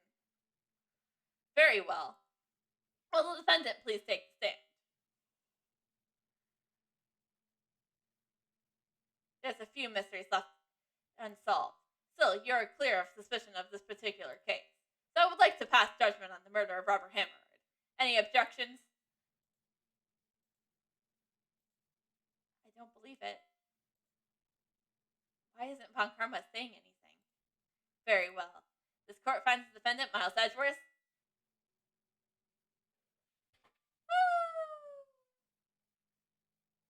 But we still have like an hour left of things. That is all. This court is adjourned. 3, 2, 1. Nailed it. Did someone just say objection? It wasn't Von Karma. Wait, but that means no. Edgeworth? Your Honor, I object to your judgment. But what do you mean? I'm not innocent at all. As we heard, Yanni Yogi killed Robert Hemorrhoid in revenge. But revenge for what? Nick, Edgeworth is trying to confess. He's going to say he's guilty. He's going to tell them why he's the murderer in the DL6 incident. He's going to tell them he killed his own dad. Uh-oh, what do I do? Raise an objection! The judgment has already been passed. I object to Edgeworth's outburst. Didn't something like this happen yesterday, too? I believe a certain witness raised an objection after a guilty verdict was passed. Excuse me, Larry yelled, "Hold it," which is a different word.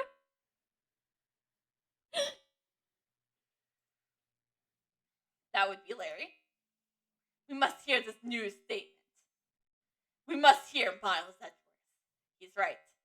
We have a duty to hear Mr. Edgeworth out. For 15 years, I had a recurring dream. A nightmare. It's only a nightmare. That's what I told myself. But now I know it wasn't a dream. Yanni Yogi wasn't the killer. You mean, in the incident where your father died? From the distance of the shot, it wasn't suicide either. Everything was clear as day. The murderer, the criminal in the DL6 incident, it was me. Your Honor, I confess my guilt. I'm guilty for DL6 and the statute of limitation which ends today. The culprit is me. Order! This is certainly unexpected. The defendant, declared innocent, is confessing to a different crime. A crime for which the statute of limitation runs out today? I'm not really sure how I should deal with this. Bah! It's obvious. We hold a trial, right here, right now. We tried this man for the crimes of 15 years ago. I think I would like to take a 5-minute recess. During this time, I will consider the appropriate actions of action to take. Court is adjourned. December 28th, 2:24 p.m. District Court, Defendant's Lobby, number 2. I'm sorry, Wright. I just wasted all your efforts. Mr. Edgeworth, I just don't believe it, sir. I mean, you killed your dad? I didn't want to believe it myself, detective. But it's the truth. I deserve to be punished.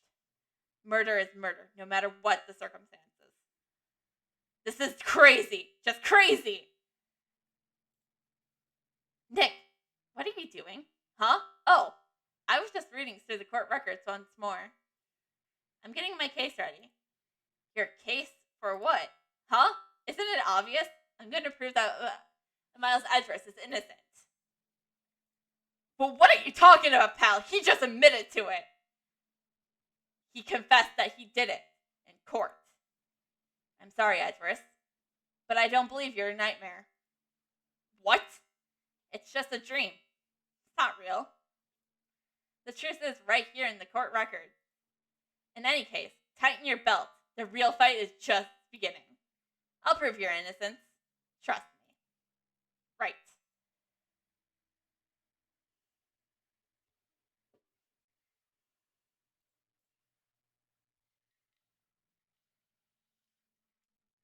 Now then, I would like to resume our trial. Judge, Miles Edgeworth has admitted his own guilt. He has confessed his crime. Let us begin hearing his testimony. Though pointless, let the defense do their cross-examining. The statute of limitation on DL6 runs out today. Though it's uncontroversial for me, I'd like to run this one by the books. I see. Does the defense have any objections? No, Your Honor. Von Karma, you knew this was going to happen from the very beginning, didn't you?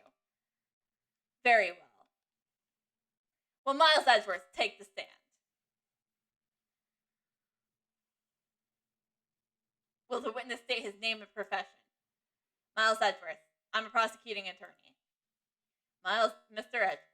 15 years ago, you mistakenly killed your father, Gregory Edgeworth. Is this correct? It is correct. Then testify about this matter to the court. When Edgeworth was telling me about his dream yesterday, I noticed something. One detail didn't quite fit. That will be the key, but only if I can get it to work. Please, please.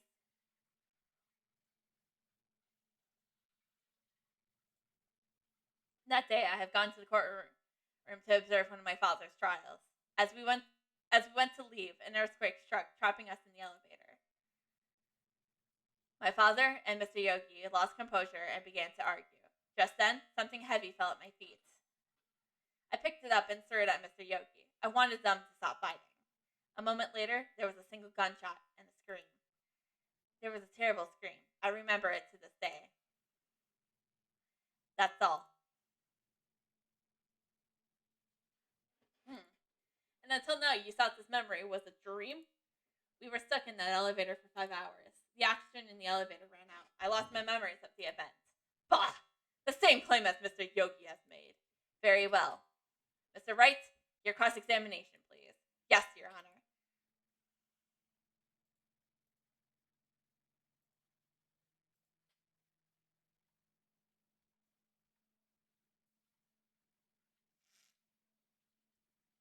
What was the trial your father was involved in on that day?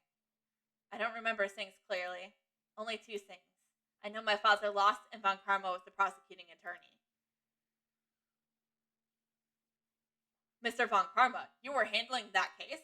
It was 15 years ago. I don't remember the details. That's when Edgeworth pointed out the problem in Von Karma's evidence.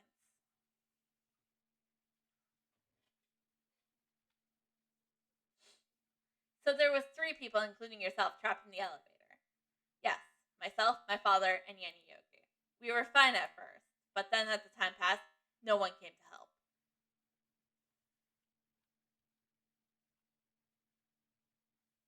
What did you do then? I was a 9-year-old boy at the time. What could I do? I was scared, trembling in the corner. But then,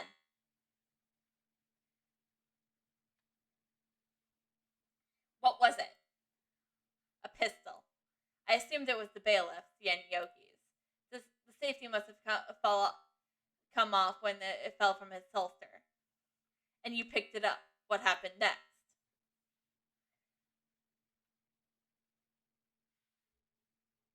Did you know it was a pistol when you threw it? I think I knew. I knew it was dangerous, but the air was getting so thick, I panicked. So you're saying that you threw the pistol at Mr. Yogi? I was in a daze. A moment later, there's a single. The gun fired once? Yes. I think after I threw it, I lost consciousness. Since then, they echoed in my head every day. That gunshot and that horrible scream. That scream. It was a terrible scream. I remember it to this day. To this day. Yes, I can practically hear it now. I doubt I will ever forget that scream as long as I live. It is. One part of that testimony clearly contradicts the evidence, but I don't know what it means. I better find out quick. Wait, what am I supposed? I forgot what I know. I know which statement I have to press on,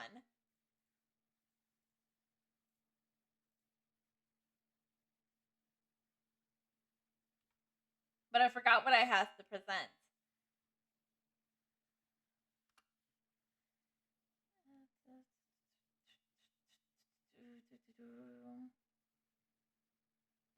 Oh, right, on the victim data. Are you sure you only heard one gunshot? Yes, I'm sure of that. I heard the shot and the scream. Then everything faded. I was unconscious until the rescuers came. I see. No, Your Honor. Unfortunately, you don't. Look at this file one more time. This plainly contradicts the witness's testimony. You do enjoy dragging out that file, don't you? I don't accept this as evidence unless you can tell us what page it's on. Which page contradicts Miles Edgeworth's testimony? Victim data. Look at the victim data in this file. It says quite plainly the murder weapon was fired twice. Miles Edgeworth only heard one gunshot. Yet, the murder weapon was fired twice. The first shot was the accidental firing when the pistol was thrown. So, who fired the remaining shot? Was there perhaps another shooter who fired the second shot? Your Honor, as I'm sure you're aware, this incident occurred 15 years ago. The evidence is dated. The pistol did fire twice. However, we do not know when that second shot was fired. It might have been fired the day before the incident. There is no proof that the second shot has anything to do with this incident. What? I see. You do have a point, Mr. Wright. The murder weapon was fired twice, as we heard. I know those two shots were fired by the defendant, a boy at the time. Do you have any proof that the other shot had to do with the case? Yes. Your Honor, I think I will be able to show your proof. Also, we got that information from the files, not the gun itself. What? Impossible. Now, Mr. Von Karma, save your surprise for after you've seen the evidence. Very well, Mr. Wright. Show us your proof. Do you have evidence that the second firing of the pistols is relating to this incident? Yeah, the photo. Look at this photograph. This is a photograph of the scene of the crime 15 years ago. I can see that the victim is lying there as Gregory Edgeworth. This proves the murder weapon was fired twice at the time of the incident. This photo proves it. So let me get this straight. This photo proves 2 shots were fired. Where? Your Honor, please get a clue. Show the judge where the contradiction in the photo is. Right, because it's the hole in the glass! As it should be obvious, the contradiction is here. I see. A bullet hole in the door. Your Honor, Gregory Edris was killed by a shot from the pistol, yet there's also a bullet in the hole of the elevator door. We also know that the murder weapon was fired twice. Thus, someone other than Edris fired that second shot. Oh, order! Mr. Wright, what are you driving at? It's simple, Your Honor. At the time of the incident, 2 shots were fired. One went into Gregory Edris' heart. The other hit the elevator door. Remember that the defendant lost consciousness after the shot he fired rang out. In conclusion, we must agree that the second shot was fired by someone else. Mr. Wright, but who could have that someone else be? The murderer, of course. I knew I should have stepped in before your wild fantasies got out of hand. Mr. Wright, look once more at the DL6 incident case file. Look closely. Try the case summary page. Case summary page. That's on page 1. Look what's written there. Not a single clue was found on the scene. That's because it's still in the body. To this day, it's still in the body of the murderer. I told you that good metal detector is going to be your undoing.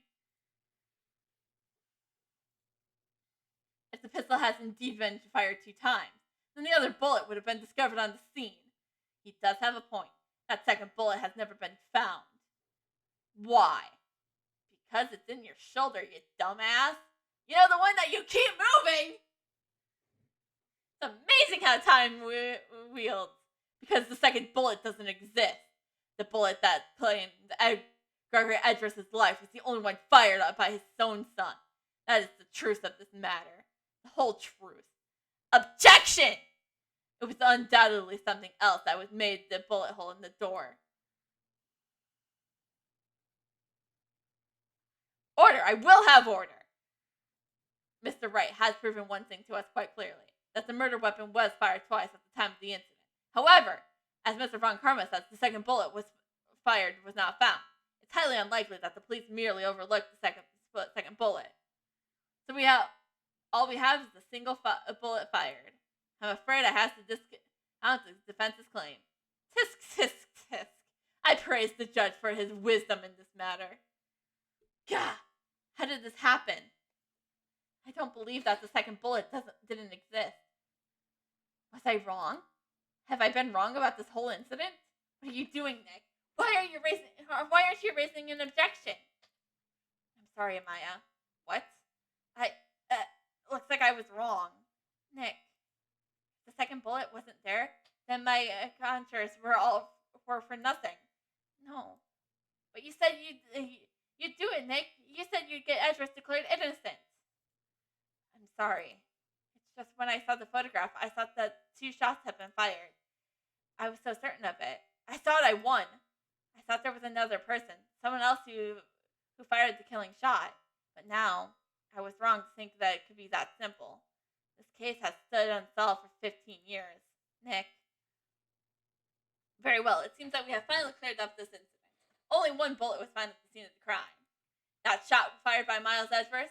Precisely. I would like to ask one thing of Miles Edgeworth before passing my verdict. Have you been paying attention to the trial so far? Yes, Your Honor. Do you have any objections? No. No, I do not. So you killed your father. Though that was not your intention. Yes, I did. Oh no. He accepted the guilt. And very well. The statute of limitations on the murder of Gregory Edris runs out today. Therefore, I must pronounce a verdict on the defendant today, right here. Right now. Indeed. Does anyone have any objections? I've been here before. It's just like my first day in court. There are so many things I should be saying, but in my mind's gone blank. I can't find the words. Mr. Wright? I have an objection! Your Honor. I object! Tisk, tisk, tisk. Mr. Wright, on what grounds do you object? Oof. I thought I would come up with something while I was yelling objection. Nick, I don't know. His case is perfect. Oh no. Gah! It must exist. The second bullet. What? What did you just say? Nothing. second bullet must exist. But where? Someone took it. It seems like waiting is not going to produce us any answers from Mr. Wright. Wait, Your Honor! The second bullet! It, existed! What?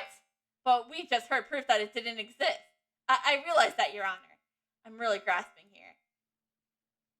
It's just, someone took it from the scene of the crime. That's what happened. But who? The murderer! Stuttering. The murderer? Then tell us, who is this murderer? I'm still thinking about that one. So the criminal took the second bullet, but why? First of all, how would he have found it? It's not easy to find a stray bullet, Mr. Wright. If there was something pressing, the murderer didn't need to find it, because it was in him. Why would the murderer have to spend the time looking for a stray bullet? I haven't got a clue. What's wrong, Mr. Wright? Bah! The murderer had no reason to take that bullet. You don't want to admit it, but it's true. Had to take it. The murderer... What does that mean? You're thinking too normal. Think crazy. Don't think why the bullet was taken. Think why the bullet had to be taken. Mr. Wright? Yes, Your Honor. I have no idea what I'm doing.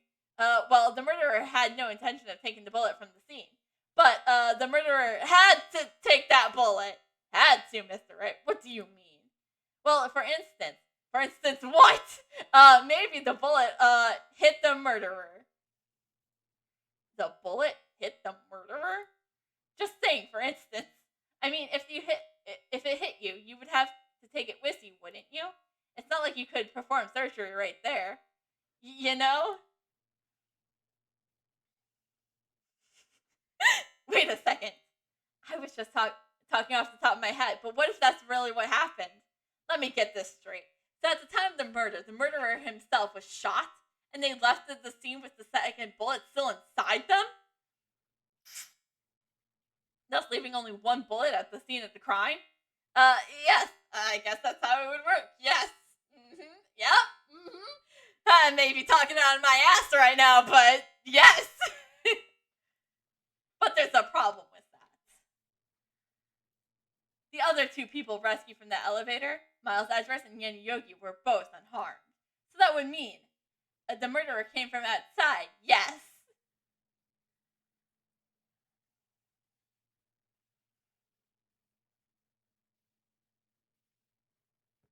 The two men fight inside the elevator. Trying to stop them, the boy picks up the pistol at his feet and throws it. The pistol discharges in the bullet.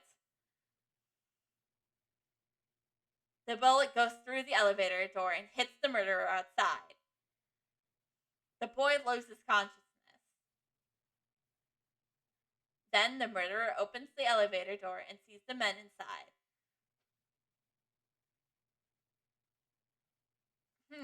Mr. Wright, you are truly the most unpredictable defense attorney I've ever known.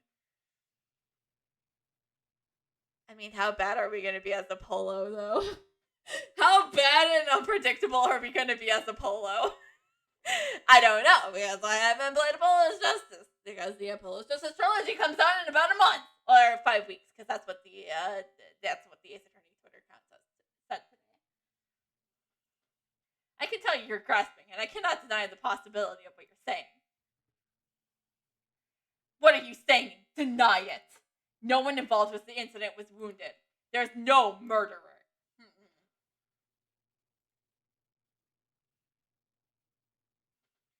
No one was wounded at the time of the incident. He's right. I can't think of anyone. Hey, Nick. Huh? I just thought of something. Really crazy. Crazy? Alright, Maya, you can go talk out your ass too. We're just a couple defense, we're just one defense team talking out of our asses. Remember what Mr. Grossberg said yesterday? Gregory Edgeworth dealt a blow to his perfect trial record. Wow. It must have been quite the shock for Von Karma. He took a vacation for several months after that. Yes, an unusual event for the man. That was the first and last vacation he has taken in his many years of prosecuting. What if Von Karma didn't take that vacation because of shock, but took it because he was injured? Which would mean, it could only mean one thing. He was the murderer in the DL6 incident. He was the man who shot Gregory Edgeworth. It was Von Karma. Oh man. Something wrong, Mr. Wright? You seemed dazed. No, Your Honor. I'm just going to be accusing a prosecutor of murder. It won't be the last time I do that. Well, you have indicated the possibility that the murderer came from outside. Can you give us the name of your suspect? Uh-oh. Should I come out and say it now? It's now or never! Your Honor, there's a suspect. A lone suspect. He's not showing it, but he's sweating bullets. I bet. Well, this is certainly interesting news. Very well, Mr. Wright. Who is your suspect? My hands are shaking. What? Von Karma. Von Karma.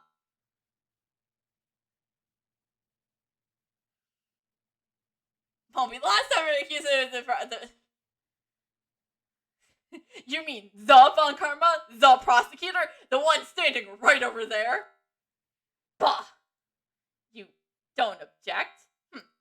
I see now no need. Your Honor, this is a ridiculous outburst was... Why honor this ridiculous outburst was my objection. Because you took a vacation for several months starting the day after the incident. Yet you pride yourself on a perfect record. Why would you take such a long vacation without any reason? So you're claiming that I took a vacation to heal my injury from the incident. Fascinating. Prove it. I would have to need surgery, no? Where did I go under the knife at, Mr. Wright? Bring the doctor that operated on me. Have him testify. Nick, let's find out who this doctor is. It's no use. Edgeworth. I know Von Karma, perhaps too well. He's perfect. He wouldn't leave clues. He probably didn't undergo surgery. That would leave the doctor as a witness. Nobody's that perfect. So what, Nick? Did Von Karma pull the bullet out by himself? That's insane. No, he couldn't have. You can't just pull bullets out yourself. Wait. What does that mean? The bullet has to be somewhere, but where? Tisk, tisk, tisk. Well, Mr. Wright, can you produce evidence to prove that I was shot? I can show evidence. All right, Von Karma, I'll prove it. And I will use evidence. I know how you like it so much. What? The evidence that proves Von Karma was shot is... the undoing! I said it before. This is your undoing, Von Karma. This metal detector is your undoing. Take that! Von Karma is perfect, but he wouldn't risk surgery, leaving an evidence trail. So then I asked, where is that bullet now? I think it's unlikely that Von Karma performed surgery on himself. You don't mean? I do. There's a possibility that the bullet is still inside Von Karma. Is that even possible for all these years? Well, there's one way to find out. We could use this metal detector. Well, Von Karma, I'm going to run this over you and see what we find. Haha! Now he's really sweating bullets. I refuse. You refuse? But refusing this means you acknowledge that the bullet is still inside you. Order! Your Honor, the defense requests that we be allowed to use this metal detector. Judge, I call for a suspension of this trial. This is an invasion of privacy. The statute of limitations runs out on this case today. It was you who said we have to end it right here, right now. Enough. I permit the use of the metal detector. Mr. Von Karma, you will submit yourself to testing. Nick, what does this mean? I don't know, but if we have to get it a shot.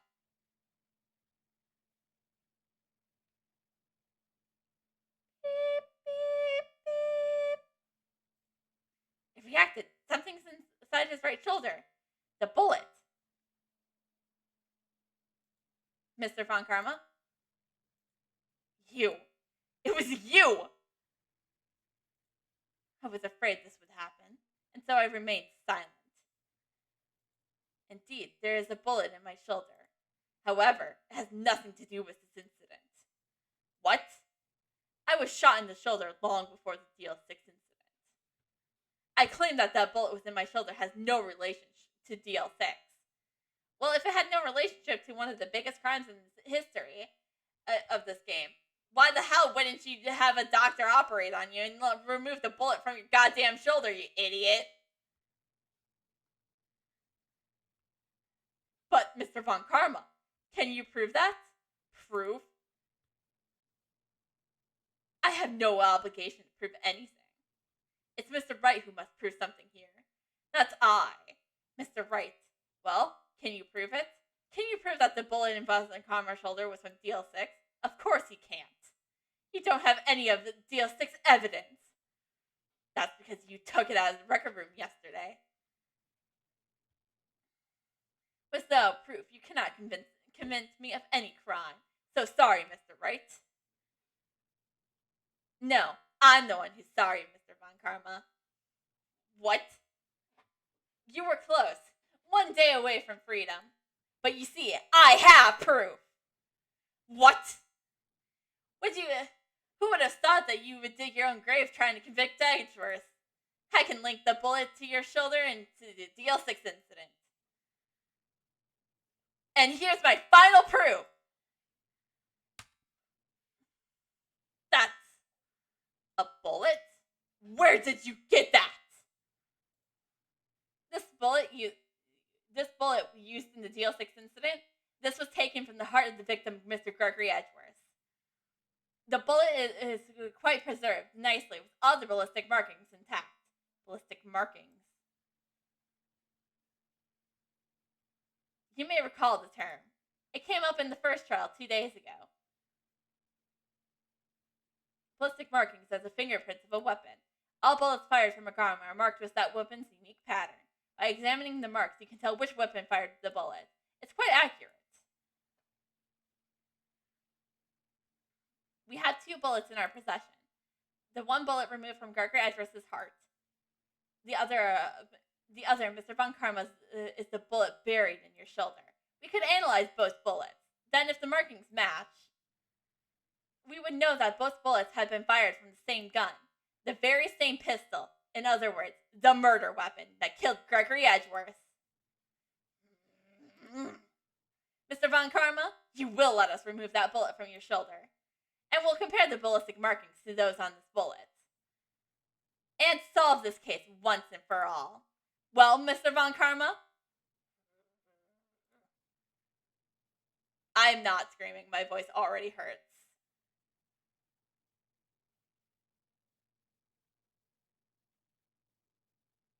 That scream. I heard that scream before. Wait, I know. Help, I can't breathe. Quiet. I said quiet. You're not making this easier. Stop breathing my air. I'll stop you. Stop breathing my air. Get away. Get away from my father. Bang. Wag! I'll do it that time. It was that scream I heard in the elevator 15 years ago. Von Karma, it was you who screamed. Mr. Von Karma. I only you would dare to defy me. So it was you. You and your father are my curse. So I have nothing to do with this? Cool. Your father shamed you, miss, was a penalty on my record. And you left a scar on my shoulder that would never fade. You're the one who wouldn't take the bullet out. I'll bury you. I'll bury you with my bare hands. Death. 15 years earlier. Chief Prosecutor, I'm sorry. Von Karma, it's not like you to make this kind of error. I never would have thought that Edgeworth would be the one to catch you. I was careless. I'm sorry, but you will have to be penalized. I had covered for you in the past, but not this time. Edgeworth! It was a shock like I'd never known before. Me? Penalized? It took hours for me to regain my composure. Suddenly, I found myself in the darkness. I was in the court record rooms. I must have wandered there without thinking where I was going. The room was pitch black. The lights must have gone out. I went into the hall and felt my way to the elevator. I pressed the button, but nothing happened. Then there was noise. I was in pain, a horrible burning pain in my shoulder. Just then, the lights came back on. The elevator door opened before my eyes. I saw there were 3 people inside, all lying unconscious from oxygen deprivation. To much my surprise, a pistol lay at my feet. I knew then it was destiny. Merry Christmas, bitch. Oh, in his last moments, Gregory Edgeworth was still unconscious. He died never knowing who shot him. Later, he spoke through a medium, blaming Mr. Yogi. He was fooled. It was the perfect crime. Tisk, tisk, tisk. Who would have thought another man would have come open that elevator door? Judge. What? What are you doing? Do your job. Bring an end to this miserable charade. Now, end it. Very well. It appears that we have come a very long way to the end of this maze. 15 years later, Mr. Miles Edgeworth, yes, Your Honor, you were innocent. You are innocent. As you said, it was all a nightmare. Yes, Your Honor. This court finds the defendant, Mr. Miles Edgeworth, not guilty again.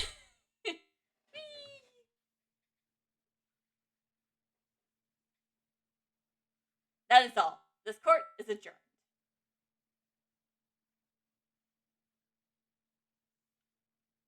5:38 p.m. District Court, element number 2. Nick, we did it! Did you see his face? Von Karma looked even paler than usual. He pretended to be all cool, but inside you crushed him, Nick. Crushed. I gotta say, I'm impressed. It was pretty close, though. I was sure we had it. I know, I was on the verge of tears the whole time myself. But hey, now it's all just a good memory. So it's finally over, Edgeworth. Right. Yeah? Oh, come on, just say your thank you. I'm not sure how to say this. It's okay. Yeah, I know you have unbottled feelings for me. You don't know how to unpack your feelings for me. Come on, you can say it, you're gay. I know. Try it. Thank you. I see. Thank you, right. You're welcome. I think you could have done it better than that. Sorry. I'm not good at this sort of thing. You got a lot to learn, Edgeworth. She's got you there. Woo! Amazing, pal. You pulled through just like I thought you would. I'll never forget this. I owe you one, pal. Yeah, but how's your salary doing? And tonight, let's party. Dinner's on me. How's that salary, detective? Yeah, my salary went down a bit this month. But who cares? See, Mr. Edgeworth, you should take a lesson from Detective Gumshoe. That's how you say thank you. I see. Woo! I love doing that. That's my favorite part every year. I feel foolish. Don't worry. Take it a little at a time. You'll get used to it. It's been 15 years since I've seen Edgeworth like this, unguarded. Hey, y'all! Lada! Y'all were great in there. Thank you. Yo, Edgeworth, congrats. Thank y'all very much.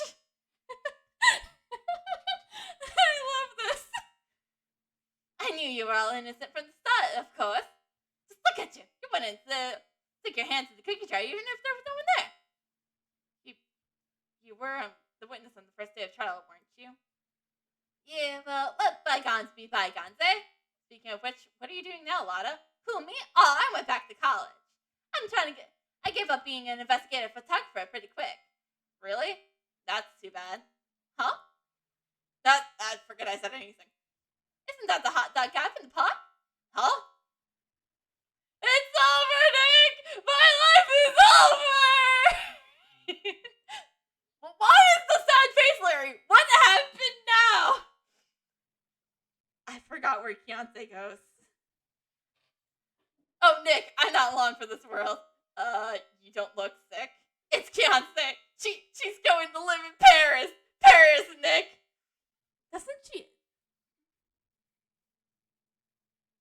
Doesn't he end up going to France, like, at the end of investigations, though? She's leaving me behind.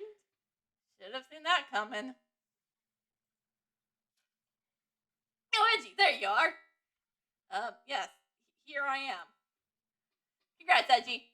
Here, a little gift from me in celebration. Celebration? That's unusual from you. Hey, Barry Butts, you're coming along tonight too. My treat, pal. Huh? Thanks. Looking forward to it. Yo, Nick. That's the suit that questioned me. When he said a treat, that's not please talk for prison food, right? Right? I think you'll be fine, Larry. Right. Yeah? What's up? That envelope that Larry gave me. It's got money in it. Well, yeah, that's not strange. People give money away to celebrate sometimes. Even though he still owes me from the time I did. It's $38, right? Huh, what a weird amount. I mean, it's not a little, but it's not a lot either. $38 exactly? Nick, wasn't that the exact amount of lunch money that was stolen from Mr. Edgeworth in school? 38. No, Larry, it was you.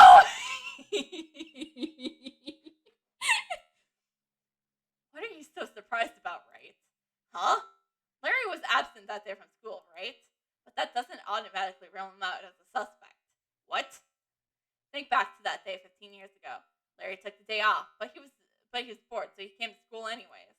And he saw the money lying there, and the rest is history. I never was good at history.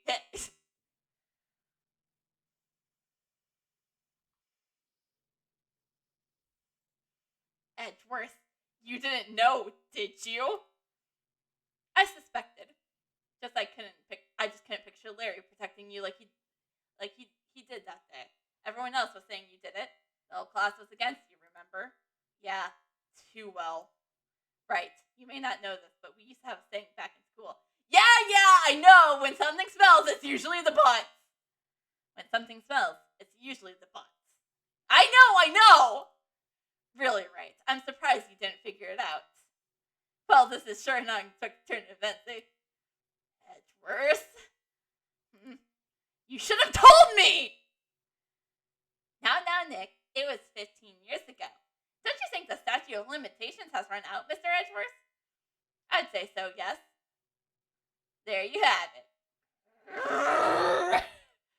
Where does this leave me? I became a defense attorney because of what you two did! Well, you have always been something of an insufferable emotionalist. Yeah, you get worked up too easily, too. Death sentence for the both of you! Man, if I only have known, I would have become a prosecutor! The same goes for me, only the other way around.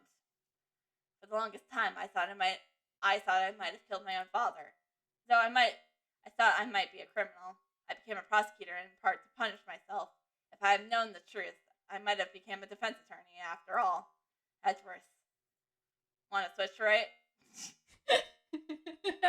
I love this line just so much.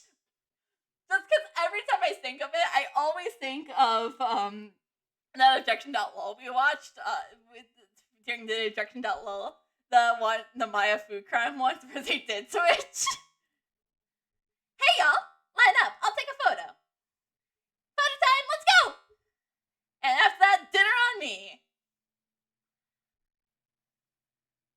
Detective Gumshoe took us on the town that night. We celebrated Edgeworth's newfound freedom, even though Edgeworth himself was still in detention. December 29th, 5:02 a.m., Bright & Co. Law Offices. Whoa, I went a little overboard yesterday. My head hurts. Huh? It's still only 5 a.m.? Maybe I should go back to sleep. What's this? A letter? Good morning, Nick. You were really impressive yesterday. Seeing you. It made me think about what I'm doing here. I'm a spirit medium, in training, of course. I wanted to help Mr. Edgeworth, too. I wanted to help you, but I couldn't. I was useless. So I have decided to go back to my training. I'll become a full-fledged spirit medium for starters. I couldn't say it to your face, so I left this letter. Goodbye, Nick. Goodbye? What time is it? Gah! The first trains for the mountains have already left. To the station!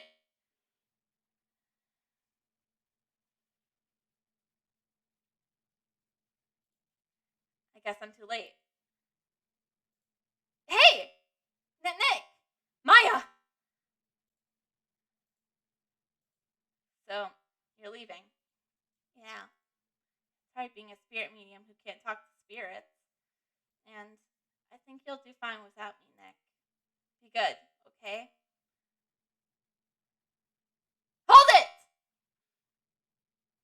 Wait! What? I never could have saved Edgeworth without your help. Huh? On the last day of the trial, I heard her. I heard Mia's voice. You heard my sister? Yes, only her voice, but still. It was at the very end when I thought we lost everything. Well, that's my sister for you. Detective Gumshoe helped, and Mr. Grofberger helped, even Larry. I'm the only one who couldn't help. I was useless, Nick. But you were the one who stopped Von Karma, Maya. Huh? I didn't do anything. All I did was wander around in a daze. Sorry, but I have evidence that you helped. Evidence? Show Maya some evidence to cheer her up. A bullet? Von Karma was convinced that he'd taken all the evidence pertaining to DL6, but you were the one who rescued the last piece of evidence we needed. This was the bullet that put an end to Von Karma, and you were the one who gave it to me. Nick. Thanks, Maya. I couldn't have done it without you. I'll be back soon. Huh? I'm going to complete my training and come back. Okay, I'll be waiting. Of course you will. You can't run that office by yourself. You're hopeless. I don't know about that. So, this is it. See you soon, Maya.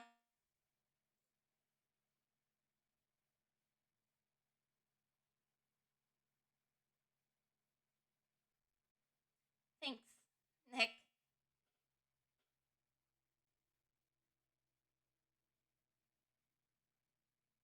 And so my story ends. Time to turn a new page and say goodbye to the novice defense attorney that I once was. Now a new story begins. With the same old crazy cast of characters. Ha! Don't think you've graduated yet, amateur. Mr. Wright. Perhaps you would like to rethink that claim. Yes, Your Honor. Uh-oh, I got a bad feeling about this. Objection! So, with that, we end Turnabout Goodbyes. Another year of Turnabout Christmas. Hey, pal. Mr. Edgeworth came down to the pre-nuts to wish me a Happy New Year's. Talk about a pleasant surprise. Whoops, Detective Gumshoe. Then he'll be hung his head low and went right back outside. Kind of like he was embarrassed or something. I mean, I would have too. Strange, huh? I mean, yeah, I kind of would be embarrassed doing something like that too. I guess I should wait for actual credits to kind of talk about the end of stuff. Huh? Nick? Nah, I haven't seen him lately. Who, me? I've been working at a cheese shop. That's Missy is Lacey. She's not exactly what you call a cheap date, huh? Oh, she's in Hawaii right now. Yeah.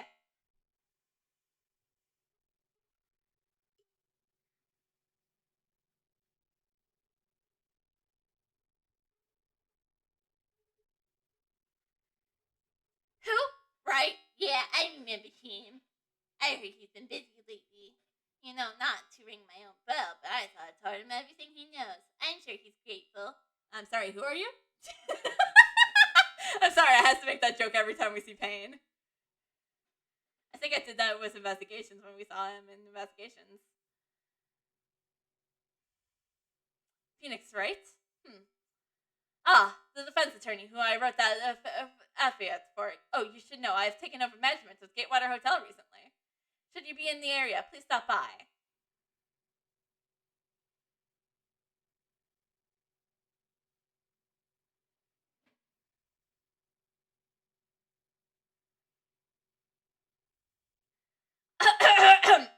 Oh, it's you. Phoenix, right? Ah, yes, Mia's understudy, was he not? I wonder how he's doing. Haven't seen him of late. Ah, the days of my youth, like the scent of a fresh lemon, you see.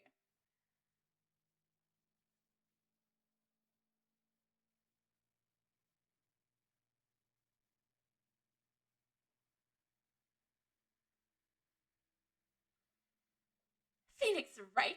Is he an actor? Oh, well, I'm not buying it. You can't be a star with a name like Phoenix. Oh, you don't know. I cannot speak that old fast old bag, please.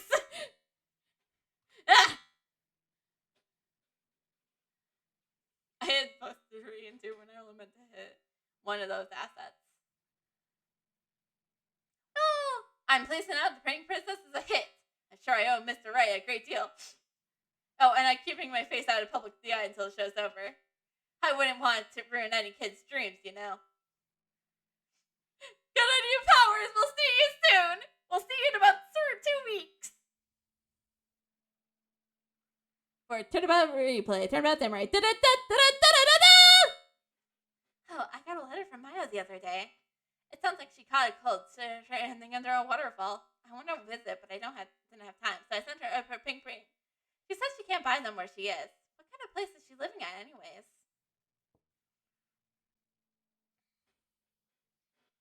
So yeah, now that we're getting through characters, we get the Turnabout Samurai, so we get to deal with. We get to. Right? Who's that? You want to talk? Let's talk, princess. All right.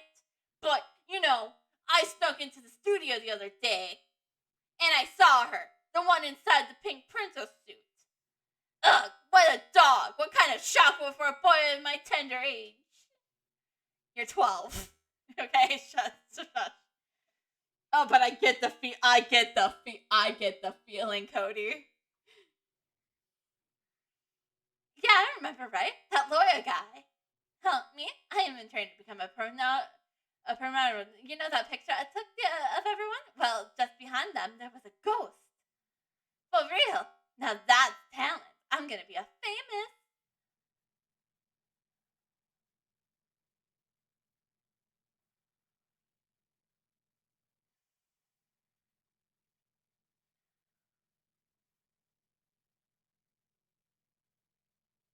Yeah, really cute photo. Love the photo every time. And also, but Maya's not really like behind them. She's like next to them.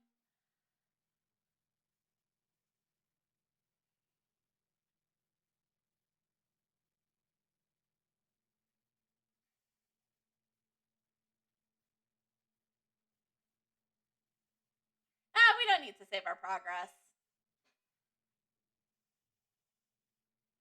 Just so that when next year comes around. Oh no! We don't need. We do not need to start. We do not need to start. We don't need to start Rise from the Ashes. That's not what Turnabout Christmas is about.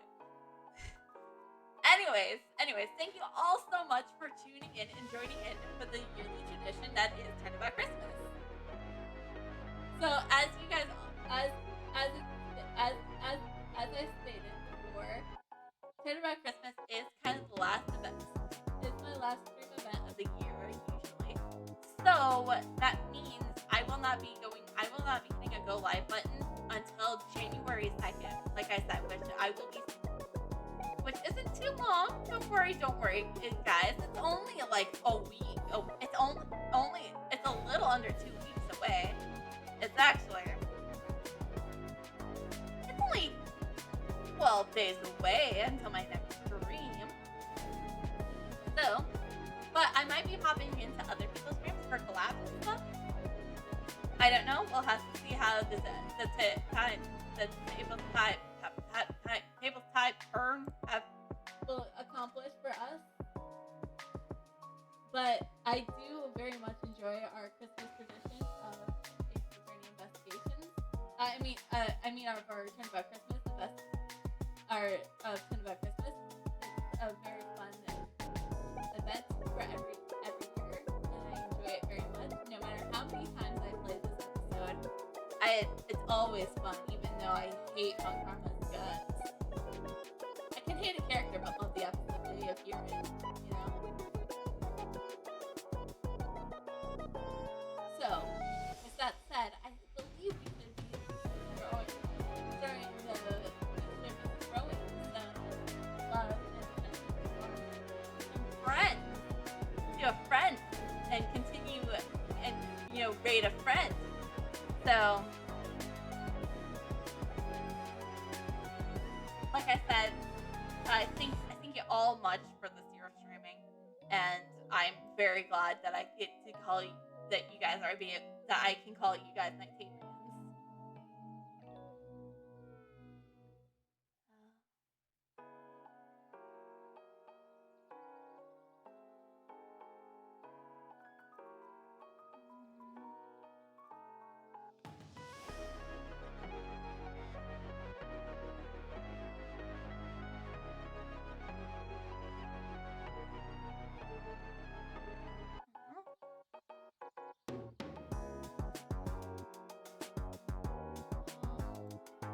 But unfortunately, I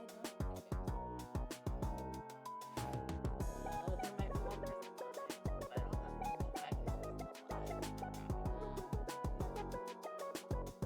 They should be. They just went live like 15 minutes ago, so.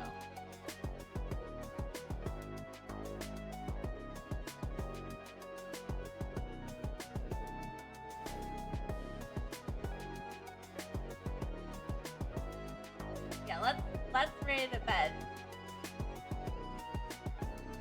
So